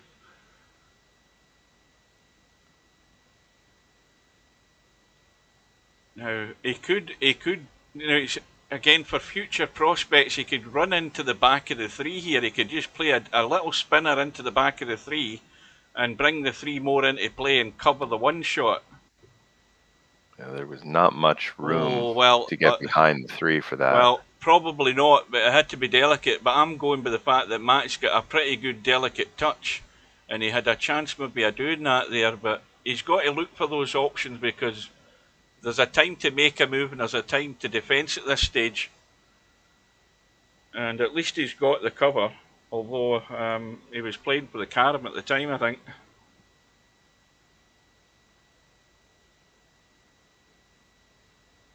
Now, what Cobra has to be sure is that he does something like that. You see, that's sensible, and the reason I say it's sensible is he didn't have a bang at the 3, at the 1, because that 1 could have went along the rail and banged the 3 and either potted the 3 or brought it into play.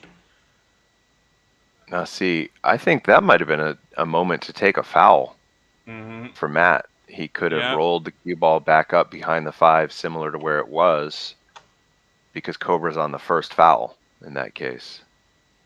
Now, he could take a risk. See, sometimes you've got to take a risk. He could pot the 3 here and bring the cue ball into the kitchen, and at least force Cobra into making a 2 or 3 rail pot, because it's not easy to get out off the 1 where it's sitting, especially if you ended up down in the corner. He doesn't have any extensions. Nope. Oh, harsh. Yeah. Well, he's run out of time. Cobra isn't getting out here. Maybe. You never know. I don't think he is. I think let him have a look. No, not if he's going off this side of the 1. No. He might. He needs some reverse English if he was going to do that, I think. He's too narrow.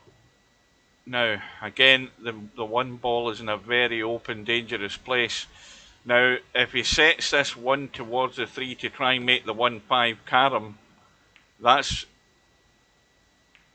well, he's went about it the other way, which is probably not a bad idea. got to just play the cut, send it towards the 3. And now it's in a much better position where it is in terms of safety. Minus 20 points for a foul. If you're not in the run, Christ almighty, some matches would be like minus 100 if you're talking that way, semi-pro. You'd be sitting minus 100 while your opponent's on like 85. Semi thinks the problem with Cowboy is that fouls don't hurt enough. I can't agree. Well, especially if you're near 88 and you scratch. How's that not painful when you lose all your points?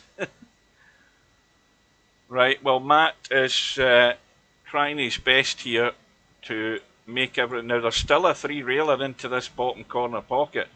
Although he's looking at going the other way. I thought he could still do... No, he maybe can't get to the edge of the one from that side. He can't. So he's going into this corner here. Oh, that's a good effort. And now also, the one ball. He's got to bump the back of this here, Matt. Just into the back of the one. Just a feather edge. Not too hard. Not too... Oof. Well. The force follow... that's too tight. No, no force follow. He's drawn to the 3. Where's the one ball going? It's not banking anywhere. And he's behind the 3. This needs to bounce across. Oh, that'll work. It does. That will work. It ain't over yet. He's on 99. He's now in 100. Not over at all. He's got the out into the side pocket to get into the game. Now, this is easy. You've got to just play the little stun off the edge. He's trying to drop it in dead weight. I always prefer playing a stun. Yeah, he's playing a stun. Well, we've got a game on now, folks. Wow. Well, he did most of the things right there when he's defending his position, and that was well done. And that's where you've got to be switched on. When your opponent's in 100 and you're in 94, you've got to protect the one ball at all costs. He's got to stop with that break where he scratches, though. Yeah, because he's not hitting it hard enough. That's his mistake. You've got to hit that a lot harder to get that cue ball to take a much different line than that. Well, or just start it from a different place. He's starting from all the way over on the rail where the follow makes it hook into that straighter angle. If he started from where Cobra is now, then he'd never go toward that pocket. Yeah, I always break from the rail, but I always hit it harder and the cue ball is nowhere near the scratch. You're always coming into the kitchen and somewhere just to the right of the one ball you've got the 5-3 carom, usually if it works out. Yep, could be 2 more hours yet.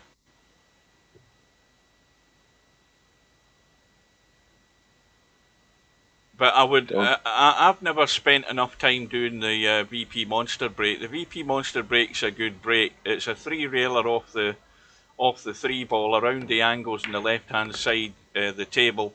The cue ball comes around the angles and down and caroms the 1, and most of the time the 3 ball actually banks into the bottom right hand corner. So you start off with a 4-pointer.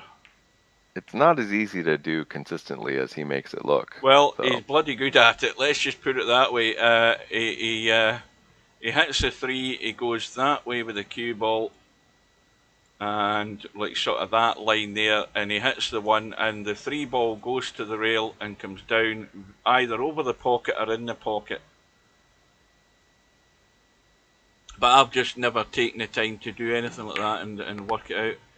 When Steve injecting the major update, well, if you were here in the last stream, Semi, I said to Steve, I said, right, this update or this news you were giving, is that going to be likely any time soon like you said it was? And he never went any further than that. So we're, you know, he tells you this and then you go for weeks and weeks and we don't hear anything. It'll happen when it happens, whatever it is. But let's just put it this way. Don't build your hopes up for anything spectacular. That's all I'm saying. I know nothing of it, but I don't think it's going to be anything that's going to break new ground.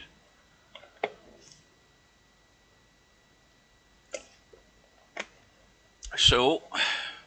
I want him to really shake up the physics, make everybody mad. Oh, he's already achieved that. You don't think he's achieved that? Yeah, but then he put it back, so I want him to do it dear. again. Well, it's always the same in these first three, the three racks that we've seen, that Cobra's getting in straight away and he's off and running.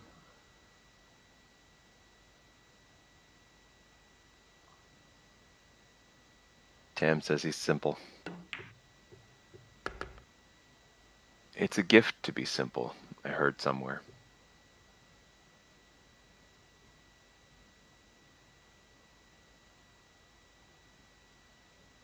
Well, this is a wee bit awkward.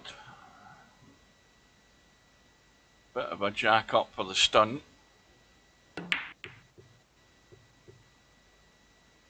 Now, that's going awkward because the 5 ball's in the way of actually the ball he was probably going to shoot. So, Well, he'll just shoot the 5. 5 into the side.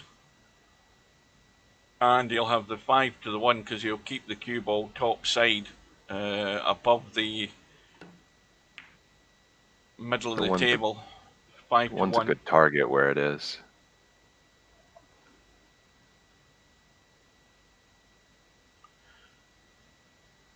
Larry says, Semi-Pro says, I hope the physics update isn't too much. Larry says, less worries for simpletons. Now, who are you addressing that to, Larry? Tam. He says he's all for keeping it simple like me.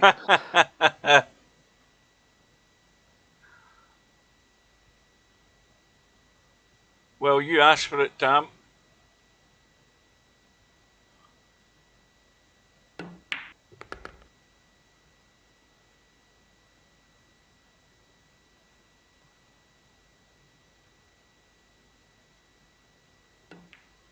Alright, Cobra will be annoyed that he was in a commanding position that last game and didn't end up winning it. So is now when we see him uncork the 90-plus run. Yeah, but even so, it's still a good example of surviving in a Raka Cowboy when he wasn't first to get to 90. At least I don't think he was.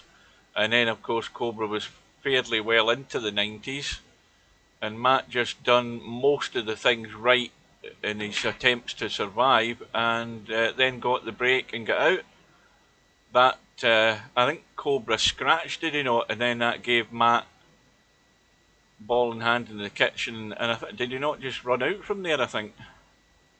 If I remember, I'll need to watch the video again. But anyway, it was a trial of survival at that stage, and he did well to get out of it.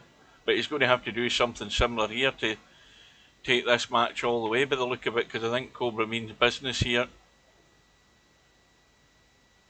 38 and counting. Now you see, Larry's opted for the politically correct answer there. I mean, Larry bottled out, he says, in general, why don't you just say, yes, for people like Tam? See, that's the answer I would have given. That is the woke reply you've just given there, Larry. Or even if you said for numpties like me. We're so scared of upsetting people nowadays. Now, I take it this is a gentle little edge. Yeah. It's all looking good at the moment. The worst pain Cobra will get is losing these, and you can guarantee there's no way he's going to lose these points.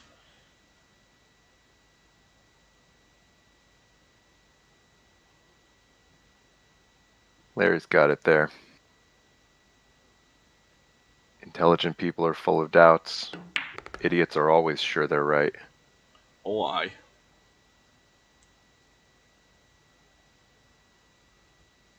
I'm still convinced he's having a dig at me there. See, of course, I'm the exception because I am always right. Yeah. Which, of course, makes me highly intelligent.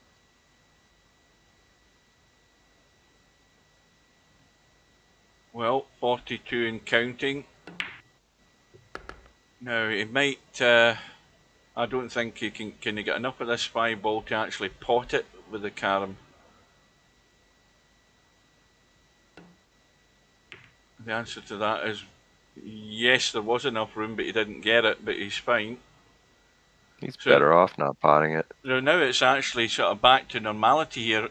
The 5's going to go in the spot. He's just going to look at the line he wants to leave for the 5-3 carom. That takes him to 51. And of course this will be gentle because there's no way he's going to do the sucker scratch. No, he won't go for that shot. He'll play the gentle version. I'm still waiting my camera option's been put into VP4 for us live streamers. Steve hasn't done that yet. He wants to get that high in his priority list.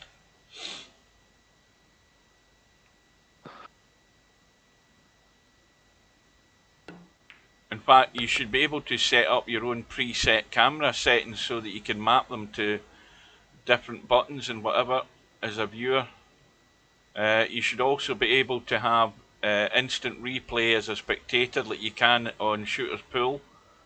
That's a good feature that they've got that Steve completely overlooked in VP4.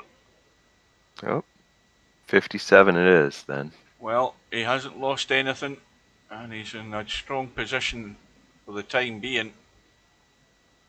And straight away Matt's going to have to dig out a pot here. He's got a thin cut in the 1, dodgy cut in the 5. I think he'll handle the 5 pretty easily if he decides to. Now you've also got a thin edge of the 3 where you can go up and down for a hit in the 1 or the 5. You could have played that option. Well, he got the bump on the 3 at the same time, so now he gets to continue potting balls. You play the 5 and stun to the 1, 5 on the side and stun to the 1. This is where you get greedy and you stun to the 1 to try and keep the open table, but it's also where you end up looking an umpty and you end up scratching off the 1 doing that. So I think he done the right thing there. He played it like a genius. Is there a prize for the high break? No. Next question. Can't be a prize for the high break. There's no way to track who has it. Well, you just make a note of whoever's got to 90 odd or whoever's done a run out. That's why you're glad that Yamaguchi Taro isn't in this tournament, because I'm pretty certain he would do it.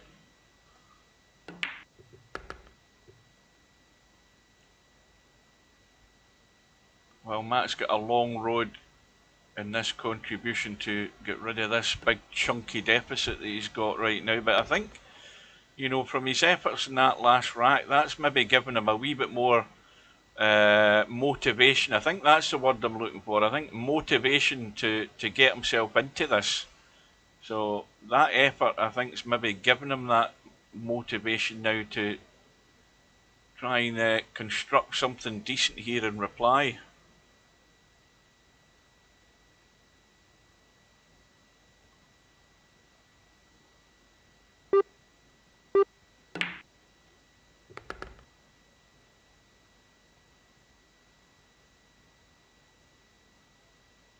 Right, what the hell happened there? What did I miss there? Did Matt shoot out a turn?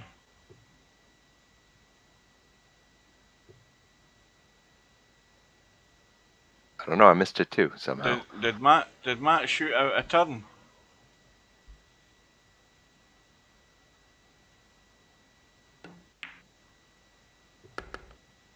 Who's Mr. Silent? Yeah, he did. He played a pot on the 5, not realizing he was on a carom. That's a big mistake. Could be a huge mistake.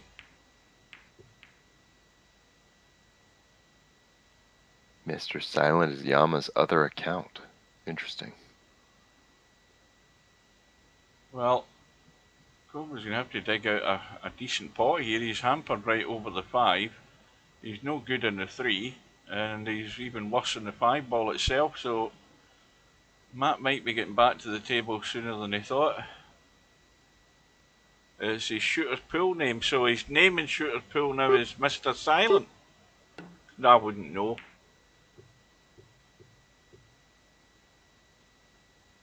Well, Cobra lets Matt off the hook, only putting 4 on the board there.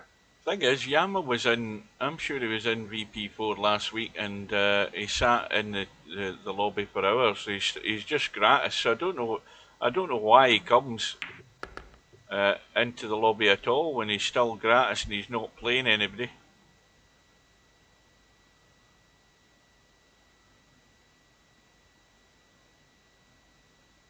Did anybody ever find out from anybody, maybe who's on their friends list, if they've got any in Shooters Pool, as to why they got rid of the forum? Because you can't ask anybody why they got rid of the forum and why they shut the chat down.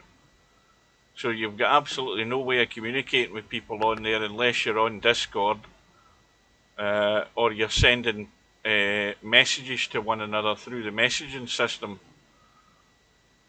It just seems a pretty barren place, yet there's loads of people in it, if you know what I mean.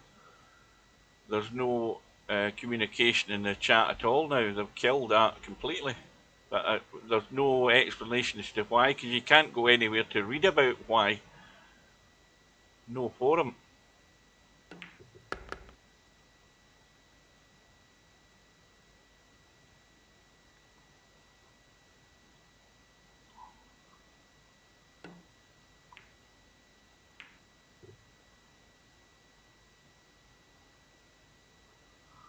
They have a free buffet.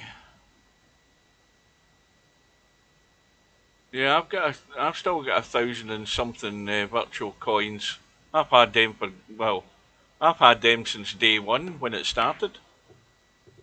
After I had spent all my money on queues and tables that I bought that I've never played, cloth colours and ball sets that I bought as well.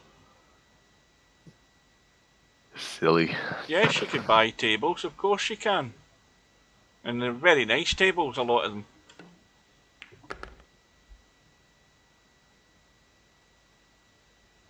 Well, it's short and sweet visits. It's that Matt's back to again. Cobra back at the table.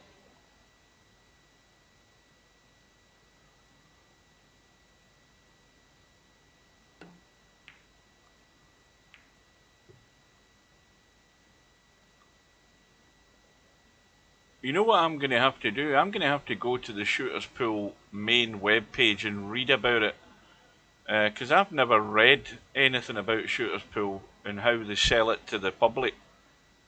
You just pay the, what is it, 30 quid or $30 to buy the game, and that buys you an online access and the offline game. Is that right? Because it's been that long since I bought it. I mean, don't forget, I've got. I should still have a video on my channel when Shooters Pool was in pre-alpha stage. I mean, it was all buggy as hell, but I'm sure did I make a video or did I not? Maybe not. I think that was maybe even before I was streaming, but I'm sure I made a video in the very early alpha stages of Shooters Pool. I'll need to hunt that out and see if I've still got it.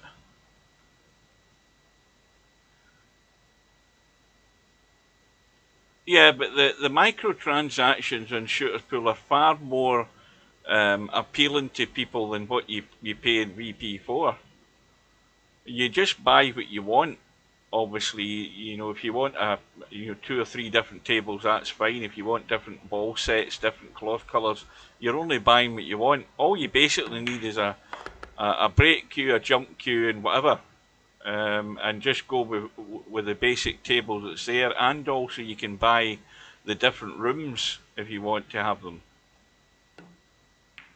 So there's good things about Shooters Pool, and I'm thinking more the price of products in Shooters Pool are far better than they are in VP4. VP4 is far too expensive for those. But then you look at the downside of one and the other. I mean, it's only $10 a year for VP4, and that's never went up since the day one. Coldest Pillow says he thinks Steve's prices are too high for normal people. Well, the pricing of the products, yes, but the price of the registration, no. Yeah, queue prices are stupid prices, so they are. Well, we're marking time here. Cobra on a little run of 22 on the brink of the carom phase. What's a normal person, Coldest? Well, he's meaning poor people, which probably is why we don't attract a lot of people from a lot of the less wealthy nations coming to this place. But you know my theory on it. I've told you that 100 times. The game just doesn't give the people what they want in terms of it being consumer friendly. It's not really consumer friendly to those who want to come on with a bunch of mates and have the game to their own preferences. It's too hardcore. Shooters Pool is hardcore if you want it, but you've got all the opt-out options of tracking lines and all of that appeals to people. That must be one of the big things that appeals to people, is that they can play it the way they want it. And obviously the other thing is that before you go into a room, you know full well what options are set in the game, because it tells you that the tracking lines are on, aiming assists and all of that stuff. It tells you that before you get into the room, the little symbols. VP4 doesn't offer you that option. In fact, it offers you a more difficult option compared to offline. Offline, you've still got the jump queue angle to help you. You don't have it in online. Steve maybe have to bite the bullet one day and just give the people what they want to see if that is going to improve the attendance in the lobby. He's went 12 years without doing it. Why is he going to change now, you would think? So, Cobra on 87 looking for a carom. And not 88, easy. in fact. Sorry, 88, sorry. On 27 the run. Now, how's the... Well, he can't do the force fall off the 1 to the 5. This is going to end up, well, safe. No points lost. And last chance saloon for the second time for Matt.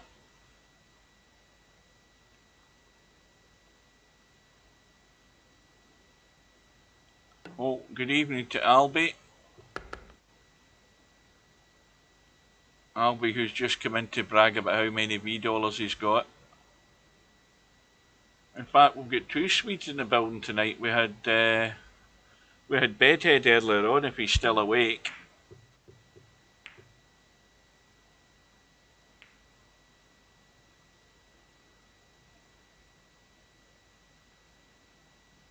And you guys are rich. Yeah, but the thing is, they're all rich with nowhere to spend it. That's it. I mean, that's the honest truth about it. They're all rich with $V, with nothing to buy with them, nothing to get in return. No way of trading them in for any other sort of prizes or anything.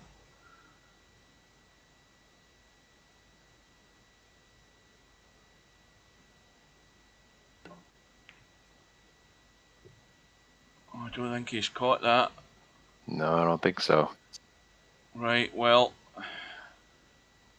going to be a tricky carom to start Cobra off, because the one ball's obviously a pot, not easy from where he's sitting.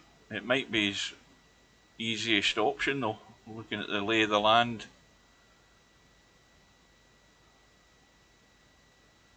Right, I'm going to sound like a broken record here, guys. He doesn't want to hit that. Wow. Well, he does want to hit it because he's an 88, wasn't he? So that's 90. Broken record, and apologies to those that have been here since the start.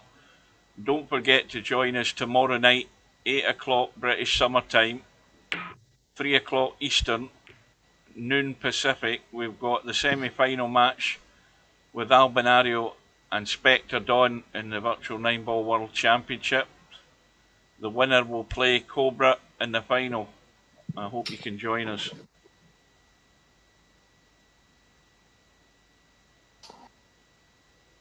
Spectre Dawn looking for his breakthrough in these big tourneys, and he's always ended up against the toughest of opposition.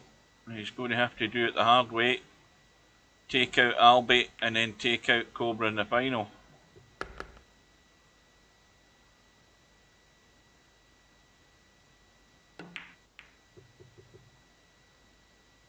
Well, they call it a world championship.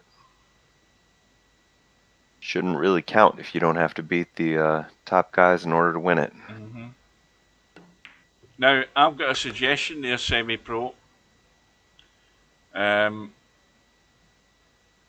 Get your, I mean, you had what was it? Challenge matches before. I think the last one was supposedly meant to be a 15,000, but there wasn't that option. What did Steve increase it to? The $V bet. What's the maximum it goes up to now? Does it go up to 10,000? I don't know because I've never looked at it.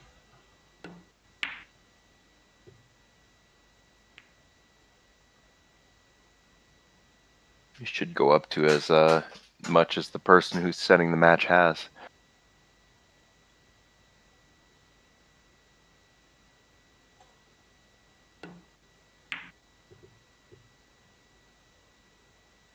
Wow. Straightforward pot. Clarky misses there. Well, Cobra again is going to have to manufacture a shot. There's nothing set.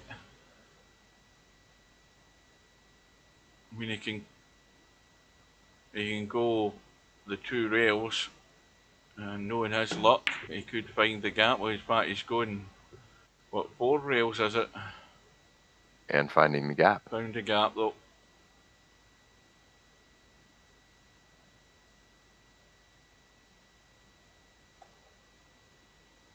Well, time for another 40 from Matt to level the score, have another close finish. You know, I think the rich guys with $V, rather than having big money matches, they just do what Semi-Pro did, just give it away.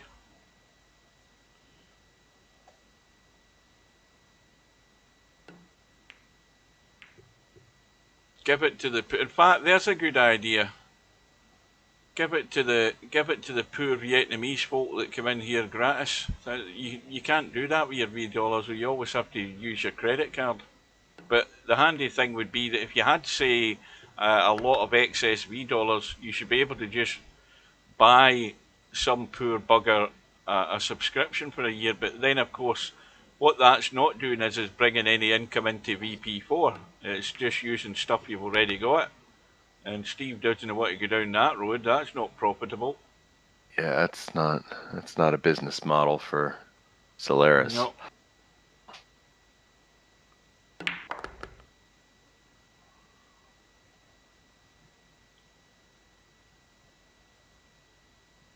Well, Matt's within touching distance at the moment, but this is far too tight, this 5 ball, so he's going to have to. I mean, he can thin the left side of the 5, but he's going to need a lot of inside to try and get off that short rail, long rail into the 3. He's trying to go straight to it. Yep. That needed to go tighter to go into the rail sooner so he could get the kick into the back of the 3. Visit ends on 24.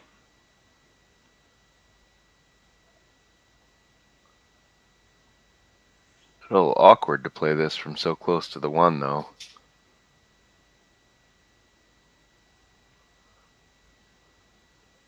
Well, 1 to 3. Now that has given Matt a good opportunity here to get right in the mix again. This match may still be on. That could be quite a big miss for Cobra. And Matt's got to be all over this. He might have made a boob straight away here, has he? No, he's okay. So, although Cobra's on that 91, Matt could be ending this visit in the lead again.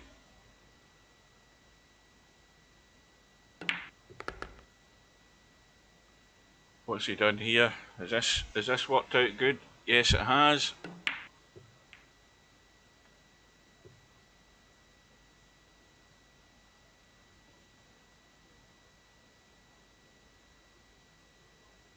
Down below the 1.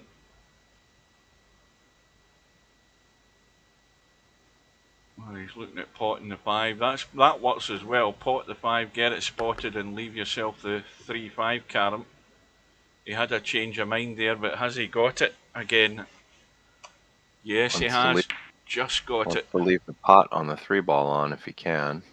And that might be almost in line. Good enough. Don't you play that 5? Does he know? Well, he'll find out the hard way if he does. I think he just looked to see the line for the 5-1 carom. He's gone to the rail too soon.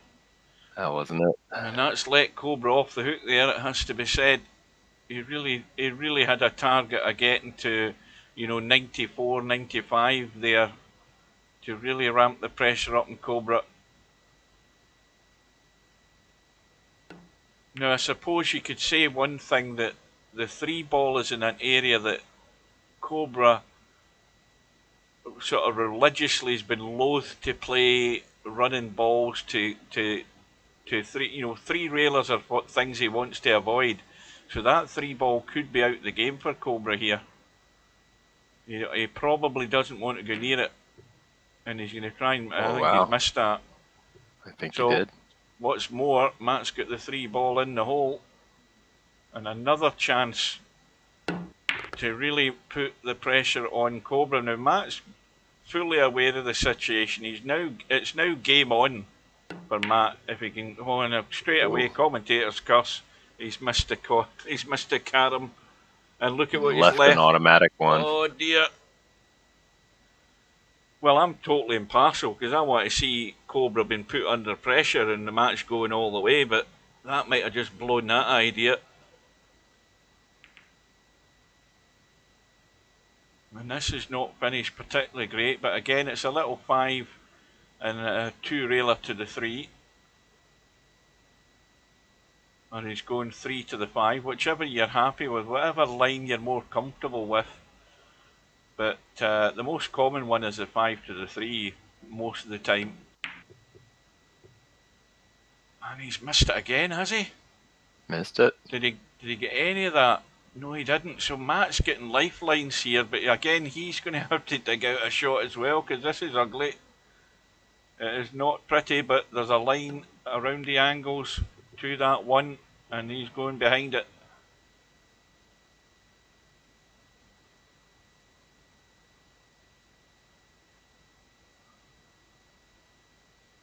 Both players may be losing a little focus later as the match goes on here. Yeah, well, we're what, 90 minutes old? And that's gone tight as well, but look at what he's left. Oh, Cobra will be cursing now. This could be very interesting. Cobra's overspinning him and going too short. Matt's underspinning him and going too long. Well, this has gone wrong straight away. It hasn't finished nice. He's got to run off the 3 here. You've got to run off the 3. Got to take the risk. Now this is just plain ball and let it run out. And I think that's good. I think it's good. Yeah. Now again, he should be. The danger here is playing a similar shot, because that 3-ball might cut. It looks a bit too thin to cut, but it's dangerous to take the risk. Now he could go the other side though, and maybe check the cue ball off the left side of the 3 and try and come down and bump the 1. Yeah, that was never going to get there. That was far too thin a shot. I think the shot he should have been looking at might have been that shot, and trying to come that direction. But the danger was the cut to the pocket. Now this is tricky as well. Very tight margins here. Oh, that's worked out nice. So it's worked out nice that he's got another carom. He might not have a lot after this though. Yeah, it'll be dangerous to try. He might try the double kiss though, Draw the off the 5. 5 or the draw, whatever he wants to do here. And if he hits it hard enough, this one could head up towards the 5, the 3. You've got to hit this hard enough. Or he's trying to hit the 5 up there. That'll work. Towards the 3 it goes, but he can't see him. Look at this though. Now, thin off the right edge, big target to hit a 3 or a 5 ball. The force follow isn't on because there's too much in the way, but there's certainly a line. He's safe to cut the 1 ball and get the stun to the rail. Yep. And, well, I think it might be all over here. It just might be done. Commentator's jinx, huh? Yeah, but it's looking good. Again, 1 ball, is he going to hit it soft, or does he want to bring the 1 ball back and play? If he wants to bring it back and play, you better not bank it into the corner.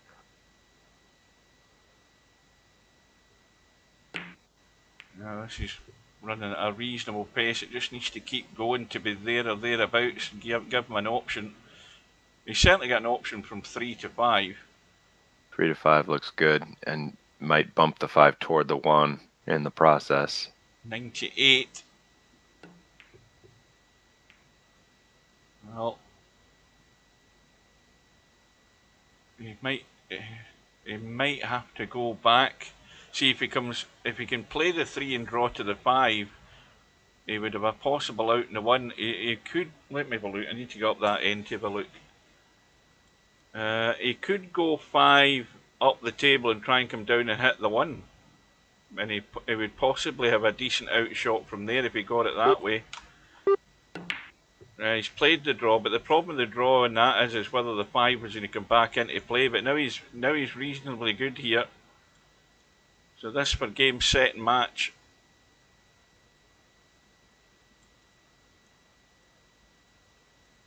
So the 1 ball's got to go to the rail, get out of the way, and cue ball's just going to follow and cheat the pocket probably. Perfect. Absolutely perfect. So game and match to Cobra. There was a glimmer of a chance there for Matt to get into it. Never quite happened there for that rack to square the match up. So Cobra will be quite happy it's over because there was a threat there, but it never really came to fruition. Matt says he did not enjoy it. I didn't think he enjoyed it. I did not think he enjoyed it. But anyway, if he's interested, he's still got a 1 loss side match available for him. So let's have a quick look at the bracket now. Top to bottom, you've got Cobra now through to round 2. And like I said earlier, we're waiting on Stubb and Jose getting their matches sorted out. We've got the other matches that have been, in fact there's one, what one's that? Pullaholic and Bankster have arranged, and that wasn't on the schedule. Let's have a look. So on the schedule now we have Fast Eddie and Tam. That's on Saturday at 5 PM British summertime, or 12 noon Eastern, 9 AM Pacific, and then the Pullaholic Bankster match. Don't forget though that we have that match with Albinario and Spectrodon tomorrow night at 8 o'clock. And that's pretty much it, folks. So well done to Cobra, good luck to Matt. Thanks to Hairpig for joining us in the commentary booth. And I'll find out when I can get this match played with Interchange X. Maybe probably as it is next week, and it'll be a late one, probably late 11 o'clock at night again. I'll be half asleep again also as well.